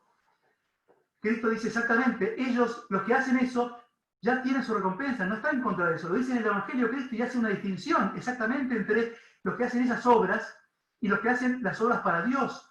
Los que hacen esas obras dicen, ya tienen su recompensa. Los que hacen esas obras para Dios tendrán su recompensa en el cielo. Bien, son cosas muy distintas. Pero bueno, entonces, estos remedios son necesarios. La oración, el culto, estos remedios que hoy lo llama el mundo, digamos como si fuesen pociones mágicas, ¿no? Como aparecían, qué sé yo, en esas películas que aparecen que dan pociones mágicas para que alguien se salve, es un remedio mágico para tener poderes. Bueno, todas esas estupideces que dicen en realidad, el sacramento son signos sensibles y eficaces de la gracia, o sea, son cosas existentes, reales, concretas. Uno dice, bueno, pero la Eucaristía, ahí en una hostia, creer en la Eucaristía, digamos, a ver, uno podrá creer o no, uno dice que es por fe, está bien, sí, uno cree por fe, puede creer por fe, pero, digamos, hay infinidad de milagros eucarísticos, ¿no? Pero milagros eucarísticos recientes que se ponen, donde hablan de pedazos de carne que pesan 70 kilos, el peso de Jesús, y uno dice, ¿cómo un pedacito de carne pesa 70 kilos? Bien, o pedazos de carne que los separan a todos y todos pesan exactamente igual. Ah, ¿cómo es esto? No entiendo. Bien, hay infinidad de milagros eucarísticos, pero hay que recurrir a eso. Los mismos fariseos no creyeron a pesar de que resucitaban a los muertos, a pesar de que curaban a los enfermos, a pesar de que expulsaban a los endemoniados. No creían a pesar de que veían. Vamos a tener que decir, señores, hay un milagro eucarístico para que la gente crea en el milagro de Dios. No, está lleno de milagros, como los santos, estas personas que murieron y que no son, digamos, no están embalsamadas y está corroborado por toda la ciencia del mundo, no están embalsamadas y sin embargo están perfectas igual que ahora. No hay explicación científica, nada. ¿Hay que recurrir a eso para que creamos nosotros? No. Bien, no deberíamos recurrir a eso, pero siempre está, si hay alguna duda, y la persona es sensata y es racional y cree y no se enceguece, bueno, los milagros están. Y si no, vayan a Altagracia, acá a Córdoba, cuando puedan ir a Córdoba y vean el milagro de la Gruta de Altagracia, y van a ver que hay en un agujero que no hay nada, está la Virgen proyectada y no hay ningún proyector. Y se ve a la Virgen proyectada y no existe ningún proyector. ¿Y cómo puede ser? Y sí, señores, es una aparición. Ahora, ¿sirve de eso? A mí no me mueve un pelo, pero está. Bien, lo que quiero decir con esto es que los sacramentos son signos sensibles, eficaces de la gracia porque existen, porque son remedios reales. ¿Por qué?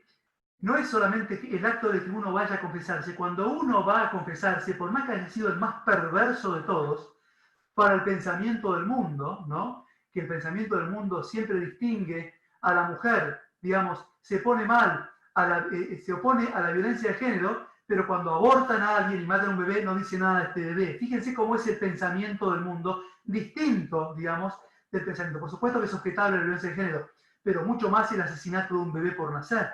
Bien, o que la gente se muera de hambre. Entonces, esas son las grandes contradicciones que uno ve, ¿no? Entonces, el tema de la confesión hace, digamos, que una persona que realmente es arrepentida de corazón, pero realmente arrepentida de corazón, por más que haya asesinado a 72 personas, esa persona para Dios no tiene culpa, no tiene culpa. Y si tiene culpa, para el mundo esa persona va a ser condenada para siempre, para Dios no.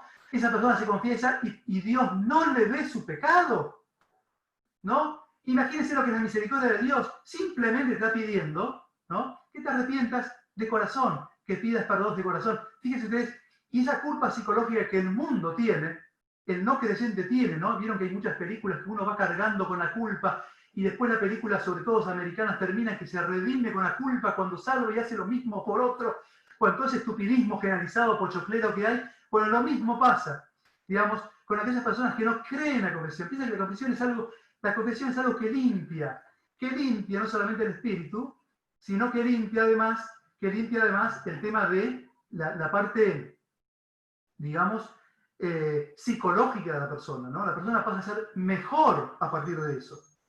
Bien, ¿es suficiente los actos de piedad y los sacramentos para alcanzar la santidad? Entonces acá vamos a lo que decía Santiago 2, 14 y 17. ¿De qué le sirve a uno, hermanos míos, decir que tiene fe si no tiene obras? ¿Acaso esa fe puede salvarlo? ¿De qué sirve a uno de ustedes al ver un hermano o una hermana desnudos o sin alimento necesario? Les dice, vayan en paz, caliéntense y coman. Y no les da lo que necesitan para su cuerpo. Lo mismo pasa con la fe. Si no va acompañada la fe de obras, es fe muerta, ¿no? Pero en definitiva es lo que dijo Jesús respecto al primer y segundo mandamiento, ¿no? Amar al prójimo a ti mismo. No hay santidad posible, digamos, haciendo una cosa o la otra. La santidad es haciendo las dos cosas, ¿no? Bien. Acá me dice Tommy que vaya cortando porque se va pasando el tiempo, por lo cual voy a tratar de ser lo más sintético. Esto seguía, pero va a ser lo más sintético en lo que termina, y en todo caso ustedes seguramente me van a preguntar después. A ver. Bien. Entonces, así como tips que daba el experto en la materia, que era San José Escrivá de Balaguer, él hablaba de los tips esenciales para yo poder lograr la santidad. ¿Cómo hago yo para lograr la santidad? Entonces ya hablamos, la oración, ¿no? Ya hablamos mucho de la oración. El trabajo, ¿no? Que hacemos nosotros hecho de la mejor manera posible, ¿no? El trabajo santifica, dice el Génesis, ¿no? Lo dice Dios mismo, el mismo trabajo santifica, nos hace más santos. Bueno, no queramos que el trabajo del laico es algo desechable, el trabajo es oración. Ora et labora, decían los benedictinos, ¿no? Segunda cosa, el trabajo. Tercera cosa, la alegría. El trabajo, no trabajo amargo, ¿no? No trabajo con cara amarga, pobre yo que tengo tanto trabajo, sino el trabajo alegre. ¿Y cómo se transforma un trabajo amargo en alegre? Cuando el trabajo lo ofrezco a Dios. Cuando el trabajo no lo hago por mi jefe, cuando el trabajo lo hago por Dios. El trabajo se transforma en alegría, ¿no? Entonces vimos oración, vimos trabajo, vimos alegría, vimos la cruz, ¿no? No hemos hablado de la cruz, sí hemos hablado de la cruz, de la pasión, pero evidentemente la cruz. Jesús habla de la cruz de cada día, ¿no? No solamente la cruz de cada día, ¿no? Que es lo que nos va a juzgar a nosotros Dios. El cada día, la santidad se hace en cada día, ¿no? Quien cargue la cruz cada día es el que me sigue a mí, quien carga su cruz cada día. Bien, entonces, saber llevar esa cruz. Me tocó ser, digamos, enano, me tocó ser alto, me falta un miembro, me tocó una enfermedad.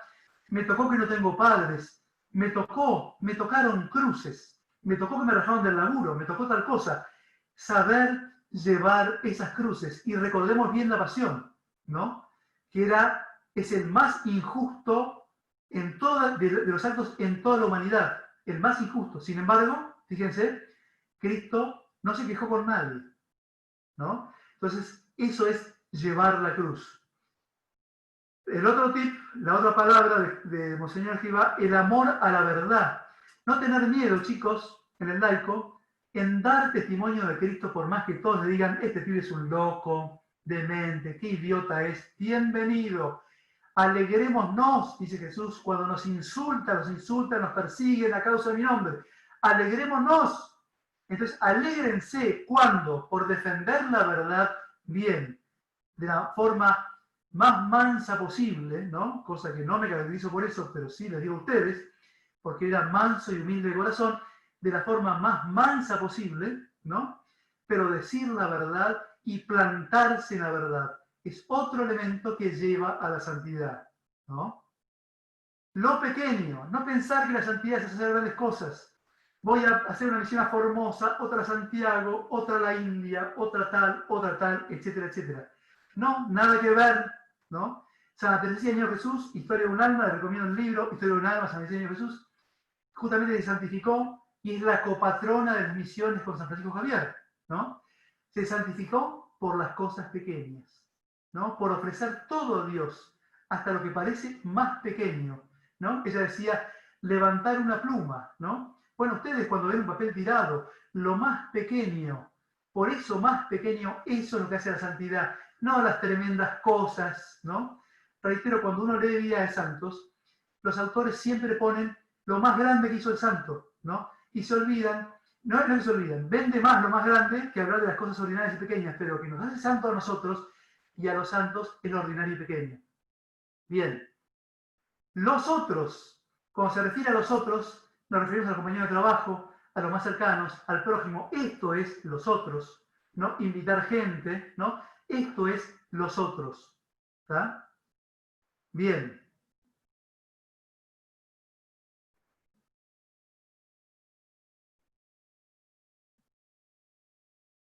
Y les leo, para finalizar, una de Tesalonicenses 5, 15-24. Procuren que nadie devuelva mal, por el contrario, esfuércense por hacer siempre el bien, ¿no? Entre ustedes y con todo el mundo. Estén siempre alegres, oren sin cesar, den gracias a Dios en toda ocasión. No solamente cuando la misa, todo momento, todo, gracias Señor, gracias Señor, gracias Señor, gracias Señor. Aunque parezca cursi, te amo, te amo, te amo, te amo, te amo, porque Él está mucho más cerca que mi novia, mi amigo, ni quien sea. ¿Está? Por eso corresponde mucho más que le diga te amo permanentemente a Él. ¿Bien? Esto es lo que Dios quiere de todos ustedes en Cristo Jesús. No extingan la acción del Espíritu Santo, que es el que me hace decir a mí te amo, te amo. No desprecien las profecías.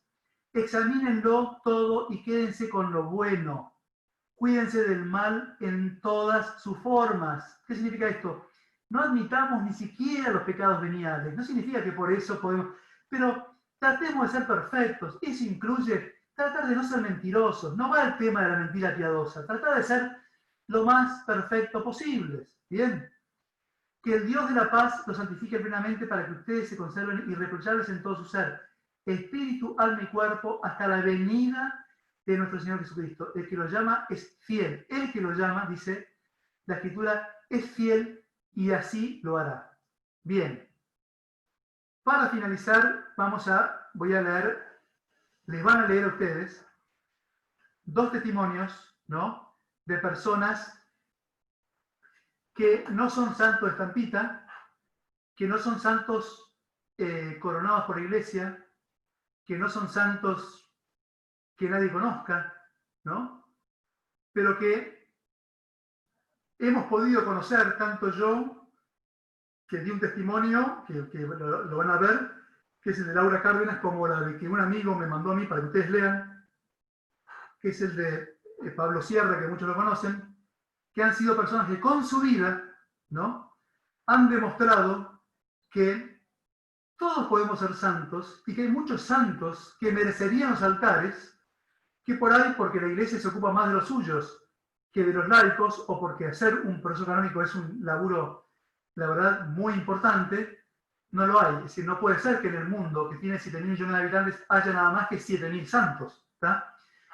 Porque es así. Hay 7.000 santos oficiales. ¿Cómo puede ser que haya 7.000 santos oficiales? ¿Está? Cuando la misma, ¿cómo se llama? Escritura habla de, bueno, no lo tengo por acá, pero el mismo Apocalipsis habla, cuando habla de los redimidos en el juicio final, dice una multitud imposible de contar, ¿no? Haciéndose referencia a todos los santos, ¿no? Entonces, evidentemente, no me da el número 7.000 una multitud imposible de contar, ¿tá? Eso llena una cuarta, un décimo de la Plaza de Mayo nuestra, ¿tá? Entonces, eso me dice que hay infinidad de santos, no solamente sacerdotes, ¿no? Y monjas o religiosas, sino que hay infinidad de santos laicos, ¿no? Que la Iglesia no conoce, como los que vamos a conocer ahora y como los que le van a contar ahora a los chicos. Bueno, el que tiene que leer, que lea. Entonces, perdón, les tengo que presentar primero a Laura Cárdenas, porque le van a leer el testimonio de Laura Cárdenas, ¿está?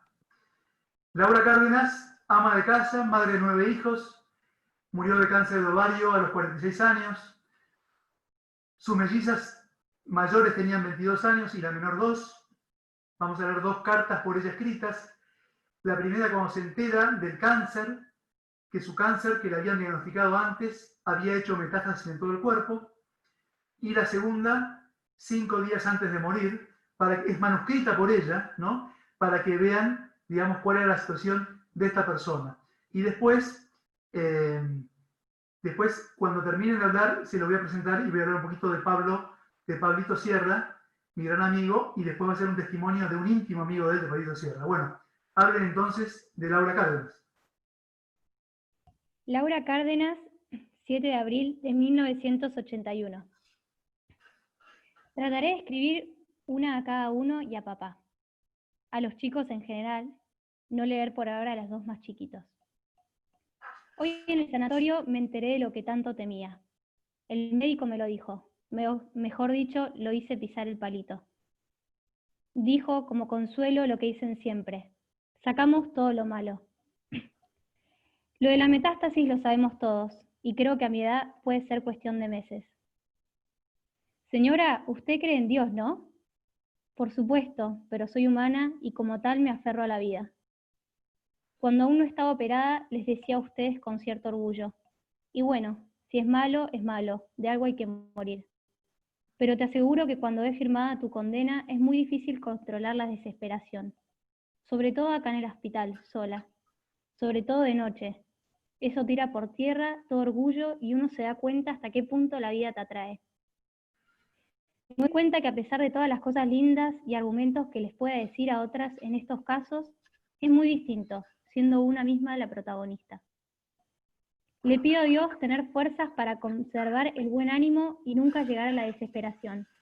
Es decir, tomar la muerte como comienzo de vida, que es lo que sabemos que es, pero nos cuesta aceptarlo. Pido a Dios no demostrar nunca tristeza, que no es propia del cristiano, sobre todo para que los demás no sufran. Si Dios lo pide es porque está en sus designios y más de uno saldrá ganando. Yo tengo muchas falencias y espero tener tiempo de repararlas, si no, Dios comprenderá. Iré tratando de mejorar en lo que pueda, y ustedes me tienen que ayudar. Espero poder irme tranquila, dejando unos chicos bien encaminados, y si puedo hacer algo desde arriba, lo haré. Me trataré de acomodar con Santa Teresita. No quiero dejar un recuerdo triste ni frívolo. Intento, con o sin éxito, de dejarles ejemplos de sencillez y amor y verdadera alegría. Quieran a la gente, no la critiquen. Si la quieren de veras, no la van a criticar. Sean sencillos. Nuestro Señor lo fue siempre. Santa Teresita también. Traten de trabajar la sencillez de cada uno, de a poco. De contentarse con lo que hay, de ayudarse mutuamente. Dense cuenta de los valores de papá. Dejen de lado sus defectos, que nadie carece de ellos. Tienen un gran corazón. Se desvive por nosotros. No hagan agachadas o cositas a escondidas. Ahora son muchos más sinceros con él que antes, pero séanlo totalmente. 4 meses después escribe esta carta a una de sus 9 hijas, María. 20 de agosto de 1981. Querida María, por lo de mi edad mínimo no tenés por qué afligirte más. Estoy tan bien. Desde que vino el padre Patricio por primera vez con su varita mágica, me subió los ánimos al tope y además de las ayudas de sus oraciones en familia, me levantó muchísimo moralmente. ¿Cómo será que todas las enfermeras y mucamas de terapia están fascinadas conmigo y me preguntan de dónde saco tanta paz y alegría? Entonces les hablo de mi confianza en Dios, que al fin y al cabo es nuestro Padre, que más nos puede querer y querer todos sus caminos son para nuestro bien. Entonces que descansaba en esa paz y confianza total. Hasta la doctora de guardia me despertó para que le sonría porque todas estaban contentas de que yo tenía una sonrisa muy especial, o sea que las atraía sin ningún esfuerzo, solo rogándole a Dios que tuviera ocasión de dejar una semilla aquí, porque yo no sentía la menor fuerza para hacerlo. Es increíble cómo se consigue rogando a Dios tarde o temprano. Tuve ocasión de meditar muchísimo, con tanto tiempo. Por algo Dios me lo mandó, aunque me costó muchos días de sufrimiento físico y espiritual hasta que Dios me oyó. Estoy impresionada con la vocación y lo buenas que son las enfermeras. Nunca protestan, siempre sonríen, qué pocas cosas se siente uno al lado de ellas. También estoy aprendiendo mucho de ellas y ellos, lo hacen un poco de mí. Cariños a todos, no se peleen y organícense bien. Un beso de mamá. Bueno, 5 días después de esta carta que escribió, murió. Bueno, les voy a hablar ahora mejor dicho, ahora le van a leer un testimonio de Pablo, escrito por un íntimo amigo de Pablo Sierra padre, escrito por un íntimo amigo, que va a hablar, esta carta va a ser un poco más larga porque no es manuscrita, no es escrita por la misma persona. Pablo no tenía muy bajo perfil, siempre fue una persona de bajo perfil, de no querer sobresalir ni nada por el estilo. Él tuvo un sufrimiento mucho más largo que esta persona que nombramos recién, pues el sufrimiento fue de 3 años, no de 4 meses, con todo lo que ello implica. Bueno, ahora va a venir el testimonio de Pablo, ¿no? ¿Quería que leerlo? Empiece. Pablo es, para mí, un claro ejemplo de lo que el Papa Francisco llama los santos de la puerta de al lado. Aquellos que viven cerca de nosotros, que avanzan con constancia en el camino de la vida, siendo, cada uno a su modo, un reflejo de la presencia de Dios. Hay un punto que me parece que está muy bien para empezar, porque es bien clarificador. La vida terrena de Pablo es como la tuya, como la mía o como la de tantos otros que conocemos. Desde ese punto de vista, y aunque esta expresión no me gusta mucho, bien podría hablarse de una vida común, ya sea como hijo y hermano, como amigo, como novio y después marido, como estudiante y luego profesional de la medicina, y por supuesto también como padre. En fin, en todas las dimensiones humanas. Un aspecto distintivo es que durante su vida terrena siempre se propuso ser mejor, que no es lo mismo que ser el mejor, y también ser sencillo. Siempre quiso ser un buen hijo de Dios como le habían enseñado sus padres, y después él, por las suyas, había elegido ser. Siempre quiso estar presente para su familia, y cuando digo su familia, quiero decir, primero, y como es natural, para su familia de origen, pero años más tarde, también para la familia de origen de María Inés, a la que se supo sumar muy bien, y finalmente para su familia, la que formó con ella. De esto no voy a hablar mucho, porque está María Inés y los chicos, que son los que más y mejor pueden contar de la dimensión familiar. Sus cumpleaños de chico los pasamos en su casa. En algún otro lugar que se pudiera hacer el festejo, como algunas veces, fue en el campo de deportes de nuestro colegio y otras en el Ital Park. ¡Qué antigüedad! Y ya más grandes, a veces, yendo a ver a Les Luthiers en el teatro, que era para nosotros una fiesta. El fútbol también le gustaba ir a verlo, pero el problema es que era de Boca. ¿qué le vas a hacer? Defectos tenemos todos. Por eso es que pocas veces pudimos darnos el gusto de ir juntos a la cancha. En algún partido de la selección, para el que tuvo que venir conmigo al Monumental, aunque por supuesto no fuera su cancha preferida, ¿no? Mientras era estudiante de medicina, buscó trabajar para alivianar la carga para sus padres. Por eso, durante su carrera, y hasta que pudo conseguir trabajos relacionados con la medicina misma, trabajó de varias cosas, entre ellas como sacristán de la capilla del Colegio Marín. En esos tiempos, muchas veces los amigos iban a misa en el colegio el sábado a la tardecita para salir de ahí cuando ya fuera de noche y hacer algún programa. Ya recibido de médico y especializado en traumatología, buscó siempre servir a los pacientes que le tocó atender.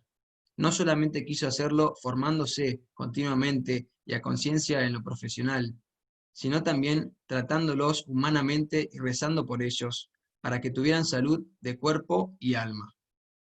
Un libro que nos gustó leer a los dos es el de la vida de San Lucas, ese que se llama Médico de Cuerpos y Almas. Lo tengo en mi biblioteca y acabo de ir a mirarlo. En definitiva, vuelvo sobre el punto. Consciente o inconscientemente, siempre buscó, y ese me parece uno de los signos de santidad en los cristianos, buscar y buscar por el camino del amor. Creo que con esto no quiero decir que siempre lo hizo bien, porque hablo de un ser humano y obviamente todos tenemos margen de error, pero lo destaco porque me parece que el mérito está ahí, en buscar siempre y no darse por vencido. En este punto me viene a la cabeza una vez más aquella frase que el Papa les dijo hace unos años a los espartanos cuando un grupo de ellos lo visitaron en el Vaticano. En el arte de ascender, lo importante no es caer, no es no caer, sino no permanecer caído. Claramente, Pablo nunca permaneció caído. Podría contarte muchas cosas más sobre su vida, desde los 5 hasta los 45, pero no caben en estas líneas. Paso entonces a contarte lo que pasó en los primeros días de octubre de 2014, cuando Pablo tenía 45 años y llevaba la vida de un hombre felizmente casado, que tenía 3 hijos sanos y buenos, que tenía muchos amigos, que había logrado el reconocimiento de sus pares, los médicos especializados en traumatología, y tenía una muy buena proyección en el campo profesional, que podía hacer de tanto en tanto algunos lindos viajes con su mujer y a veces también con sus hijos. En fin, te describo con estas pocas pinceladas lo que la gente llamaría una vida feliz, porque así era. Lógicamente no sin dificultades, pero esencialmente feliz. Fue ahí cuando inesperadamente se enteró de que tenía un cáncer de pulmón, que se había extendido a la pleura y que, por esto último, no era operable, que iban a tener que tratarlo con quimioterapia, rayos y otros medios no quirúrgicos y que su pronóstico era de solo 1 año de sobrevida. Vi en él rasgos de serenidad y confianza, mezclados con el aturdimiento interior, obviamente porque la idea de morir era tan impropia, estaba tan fuera de lugar. Intuí su lucha contra la sola idea de pensar que no fuese a completar un ciclo vital en el que pudiera terminar de ver que sus hijos se asentaran en la vida y, junto a María e Inés, vieran a ser a la próxima generación, aquella que incluiría a sus nietos. Percibí también que combatía contra la sola idea de pensar en no terminar de consolidar su evolución profesional en un área y un servicio como es el de la medicina, una de sus mayores pasiones. No puedo olvidarme el momento en que habló con nuestro grupo de amigos en la habitación en la que lo habían internado para hacerle los primeros estudios, para contarles lo que estaba pasando. No sé si me lo vas a creer, pero diría, terminó siendo Pablo quien nos contuvo a varios de nosotros. Tampoco puedo olvidar cuando unos días más tarde nos tomamos un mediodía y buena parte de esa tarde para irnos los dos solos a comer a un club muy lindo, que tiene un restaurante desde el cual se ve muy bien el río. Comimos muy rico, estuvimos largo rato charlando de bueyes perdidos, la seguimos mientras hacíamos una buena caminata, y en un momento, ya subiendo a mi auto para empezar a volver, nos franqueamos y nos prometimos que íbamos a ir juntos para adelante, siempre. Calladamente, pero sin hacernos los tontos, sabíamos de lo que estábamos hablando. Por supuesto, por ser médico y por ser quien lo estaba viviendo personalmente, Pablo sabía mejor lo que podía significar eso que estábamos diciendo. A pesar de eso, los dos teníamos muchas esperanzas. Sin duda, queríamos una sola cosa, su curación total. Sin embargo, los dos estábamos formados en la misma visión y aceptábamos, te repito, calladamente y no queriéndolo, yo diría detestando esa posibilidad, la posibilidad del misterio. A Pablo le habían pronosticado 1 año de vida y gracias a Dios no fue así. Él mismo me dijo que en su caso el milagro fue no solamente que vivió 3 veces más de lo que le habían dicho, sino la calidad de vida que tuvo durante casi todo ese tiempo. Recién, finalizando el 3er año, tuvo los efectos que otras personas que enferman de lo mismo tienen a los muy pocos meses. Por supuesto que fue sufriendo limitaciones progresivas, pero durante unos 2 años y medio pudo hacer lo que él llamaba una vida normal, en el sentido de poder ir a trabajar, hacer programas en familia y con amigos, irse de vacaciones. Sufrimos y disfrutamos muchas cosas compartiendo con él esos años. Fueron verdaderamente una montaña rusa de emociones, y así lo decíamos con nuestras mujeres cuando estábamos los 4 juntos.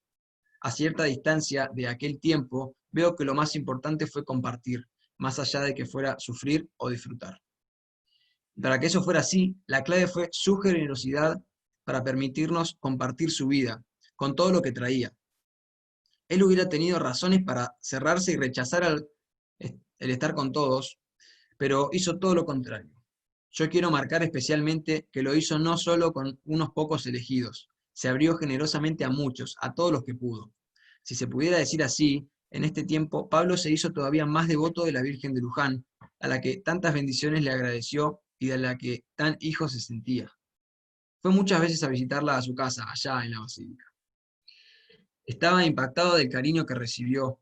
Lo emocionaba cuando estos hombres, privados de su libertad, le decían que rezaban el rosario por él.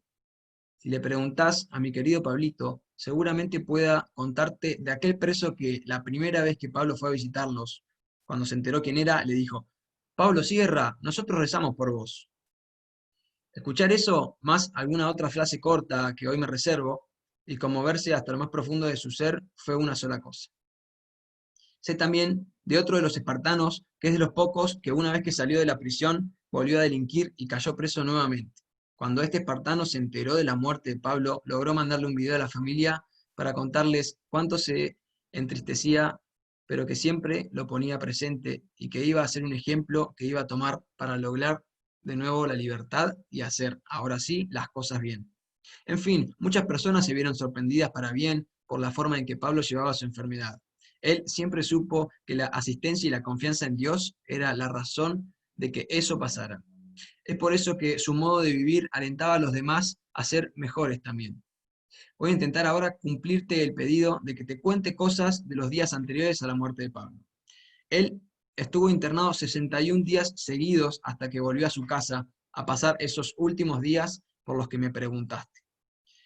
Una de las últimas veces que estuve con él en esos días fue en mi cumpleaños. Por supuesto que fui a su casa. Le escribí antes a María Inés para confirmar que podía pasar a verlo unos minutos. Fue un momento de emoción muy honda. Ella nos vio en un momento y pícaramente nos hizo un comentario diciendo algo así como que éramos unos flojitos. Todavía me acuerdo de ese momento y sonrío al mismo tiempo que aumenta el nivel de humedad de mis ojos. Esa combinación misma es la que está dando ahora mientras te escribo. En lo anímico puedo contarte que en esos días volví a notar en Pablo una serenidad mezclada con cierta añoranza o tristeza por lo que ya no iba a hacer. Diría que vi a Pablo aceptación. Vi en Pablo aceptación, que como ya te dije, no es resignación, son dos cosas bien distintas. Estaba atento a los que más quería, sobre todo a María Inés y a sus 3 hijos. Estaba agradecido por todo el amor que seguía recibiendo de ellos y de muchas otras personas. Podría contarte las cosas que hacían y los mensajes que le mandaban personas de muchos lados. Un caso que me acuerdo bien es el de un camillero que le agradecía por lo bueno que Pablo se había preocupado por un integrante de su familia, que había estado enfermo. En esencia, este camillero le estaba agradeciendo por haber sido tratado con la dignidad que toda persona se merece, cosa que lamentablemente no siempre ocurre. Pero ya te dije que Pablo cumplió en serio la tarea de médico de cuerpos y almas. Debería seguir un poco más, mucho más en realidad, pero te prometí cumplir con 1 hora de entrega de estas líneas y ya estoy encima de esa hora. Termino diciéndote que para una persona consciente de su situación es muy difícil aceptar que está muriendo, incluso si sabe que está muy enferma y siente como nadie todo lo que sufre. Aún si tiene certeza de que después de todo un proceso personal llegó a realizar ese acto de fe y confianza en Dios, por el cual descansa en que nuestro Padre y Creador permanecerá en su ser, dándole vida de un modo nuevo. Esa separación que implica la muerte es dolorosa y traumática. La conciencia de estar viviendo esa realidad provoca en la persona que está muriendo el mismo sentimiento de Jesús, que como verdadero hombre, cuando estaba colgado de la cruz y agonizando, sintió angustia y abandono. Dios mío, ¿por qué me has abandonado? Pero Jesús, verdadero hombre, hizo precisamente ese acto de fe y confianza en el Padre cuando le tocó al atravesar ese acontecimiento sustancial en su vida terrena. En el momento de su muerte, con un grito exclamó: Padre, en tus manos encomiendo mi espíritu. Y diciendo esto, expiró. Te doy testimonio de que Pablo murió del mismo modo que Jesús, confiando plenamente en el Padre misericordioso. Tanto es así que cuando hicimos la misa para rezar especialmente por él y su familia y decirnos hasta luego, no tuve ninguna duda de cuál sería la lectura que los sacerdotes que iban a celebrar esa misa iban a elegir. El padre Ricardo puede contarte, o tal vez vos mismo te acordás, fue la segunda carta de San Pablo a Timoteo. He luchado el buen combate, he concluido mi carrera, he conservado la fe. Solo me queda recibir la corona merecida, que en el último día me dará el Señor, justo juez, y no solo a mí, sino también a todos los que esperan con amor su venida. Pero sabés que como cuando éramos chicos y podíamos ir al kiosco, que a veces había yapa, bueno, que hubo yapa, Pablo nos regaló un lindísimo salmo por el que ya nadie pudo tener dudas de que murió en plena unión con el buen Dios. Decía así: Te alabo, oh Dios, mi Padre y Creador. Alégrese toda la tierra por su maravillosa obra de amor. Te alabo, oh Dios, porque por tu gran misericordia nos enviaste a tu Hijo para liberarnos de las tinieblas. Te alabo, oh Jesucristo, nuestro único Redentor, porque por los méritos de tu muerte y resurrección nos liberas del pecado y nos prometes la vida eterna. Quiero estar junto a ti, oh Dios, yo, infiel siervo hijo tuyo. Dame el Espíritu Santo para que con tus dones fortalezca mi fe. Te alabo, oh Dios, porque nos confiaste a tu madre que es reina y señora de todo lo creado por tu infinita misericordia. Te alabo, oh Dios, por todos los dones que me das. Alégrese toda la tierra por su maravillosa obra de amor. Acuérdate de mí, infiel siervo hijo tuyo, para que ponga mi esperanza en ti. Único Creador, único Redentor, único Espíritu de amor. Gloria a Dios.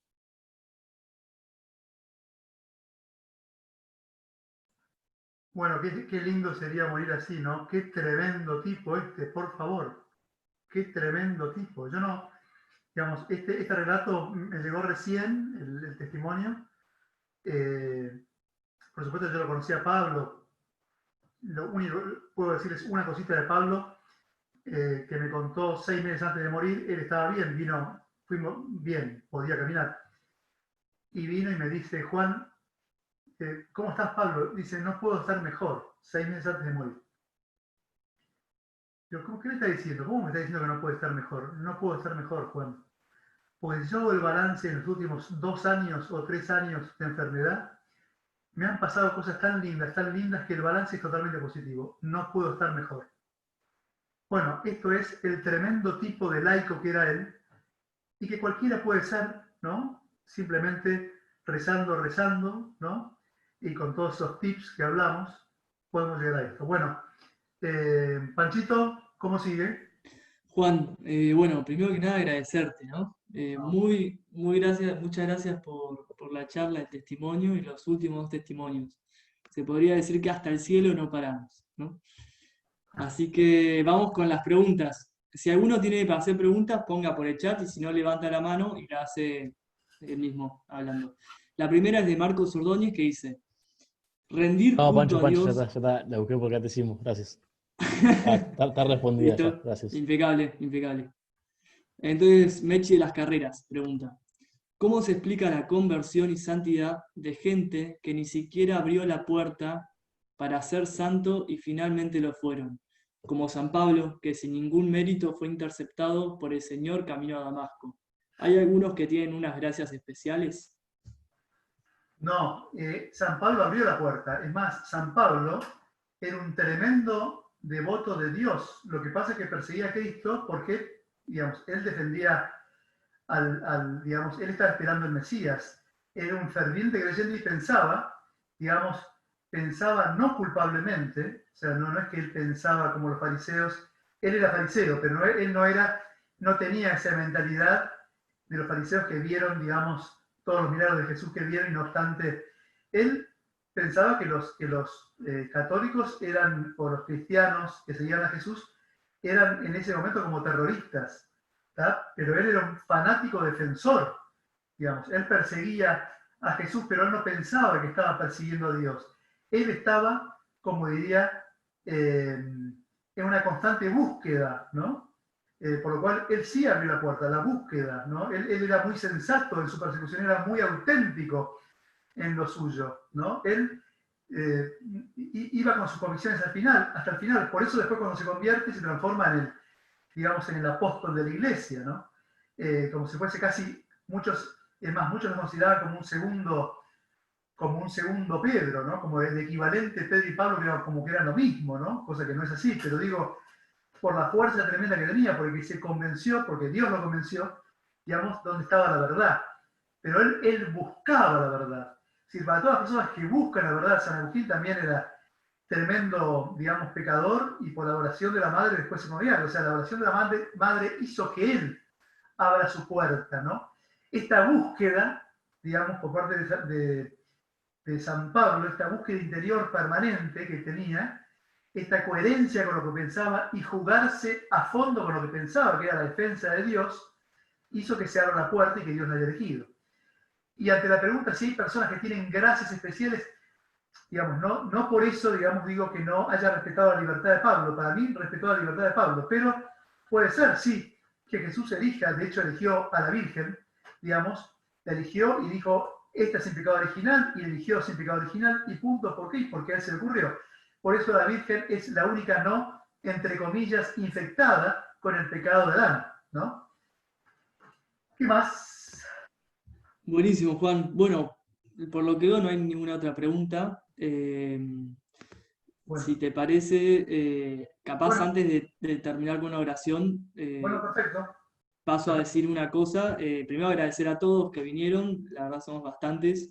Es un regalo todo esto que nos está haciendo Dios a cada uno de nosotros, y las palabras tuyas, Juan, claramente la oración ahí estuvo y el Espíritu Santo habló mucho a través de vos. Y terminar diciendo que ahora vamos a mandar al grupo, después, ahora cuando terminemos, las completas. Yo puedo explicar y no se va a entender nada. Les vamos a mandar un video de una persona que sabe mucho, que dura 3 minutos explicando bien qué son las liturgias de las horas, que son 7 rezos en el día, y en este caso rezaremos las completas, ¿sí? Que se rezan al final del día. Así que bueno, Juan, queda en tus manos ahora eso. Bueno, para concluir, ante la oración, digamos, a mí nunca me gustó lo emocional, a pesar de que me emociono. Lo testimonial a mí me emociona mucho, no me gusta, sé que mueve mucho, y especialmente a las personas que hemos estado muy cerca de estos ejemplos de santidad, pero no soy partidario de lo emocional, porque lo emocional no dura. Entonces, soy más partidario de lo racional, que es lo que sí dura, ¿no? Entonces, cuando Panchito decía, gracias por esto, en realidad hago lo que puedo, lo importante no es lo que yo diga, sino lo importante es que, no lo digo yo, sino que lo dice Jesús, y lo importante es eso que les digo que quede, que para mí lo más importante que quede es que les quede algo, que ese algo que les quede es orar sin cesar. No dejen de orar, a pesar de que les parezca lo más aburrido del mundo, no dejen de orar. Ustedes quieren la felicidad, está en la oración. El comienzo es por oración. La felicidad eterna, la felicidad acá en la tierra, ¿no? Frente a todas las cosas que podemos llegar a pasar, ¿no? La visión del mundo frente a todas las cosas que podemos llegar a pasar, la visión cristiana, la visión de la oración, la visión de tener a Dios adentro, eso nos va a permitir avanzar hacia la santidad. No solamente vamos a ser exitosos en todo lo que emprendamos en la tierra, ¿no? Familiarmente, como novios, como lo que sea, totalmente exitosos dentro de lo temporal, ¿no? Viendo el éxito en el buen sentido de la palabra, sino que además vamos a después estar en la patria celestial, ¿no? En la que tampoco hablamos, ¿no? Esa patria celestial, felicidad eterna y completa, aquello que nadie vio, ¿no? Felicidad eterna y completa. ¿De qué sirve al hombre este mundo, ¿no? Como dice el Salmo, si tengo a Dios, si yo tengo a Dios, ¿qué me importa la tierra, ¿no? ¿Qué me importa la tierra si no es para ir a Dios, ¿no? Este es el camino, no desinteresándome, este es el camino, muy sencillo, es muy simple, este es el camino hacia la felicidad eterna, esto es lo que vale, esto es simplemente poco tiempo, yo me puedo morir hoy, ahora, mañana, pasado, por ahí hasta 100 años, no sé, cualquiera se puede morir, esto no vale nada, no tiene ningún sentido, hagámoslo bien, Dios nos puso acá, bueno, hagamos las cosas de tal manera que ya empecemos a caminar, digamos, el camino al cielo real, no cursi, no, esto no es una cosa, digamos, que suena bien, linda, esta es la realidad de la vida, con las dificultades, con las cruces, con todo lo que nos impone, ¿está? Esto es el camino, comencemos a caminar el camino, ¿está? De la oración, para después tener el premio de la felicidad eterna, de la que no se acaba nunca. Bueno, gloria al Padre, gloria al Hijo, gloria al Espíritu Santo, como era en un principio y siempre, por los siglos de los siglos. Amén. En nombre del Padre, del Hijo, del Espíritu Santo. Amén. Muchas gracias, chicos. Gracias, Gracias, nos Juan. vemos mañana, a todos. Sí. Gracias, Juan. Chao, chicos. Gracias, Juan. Chao, muchas gracias.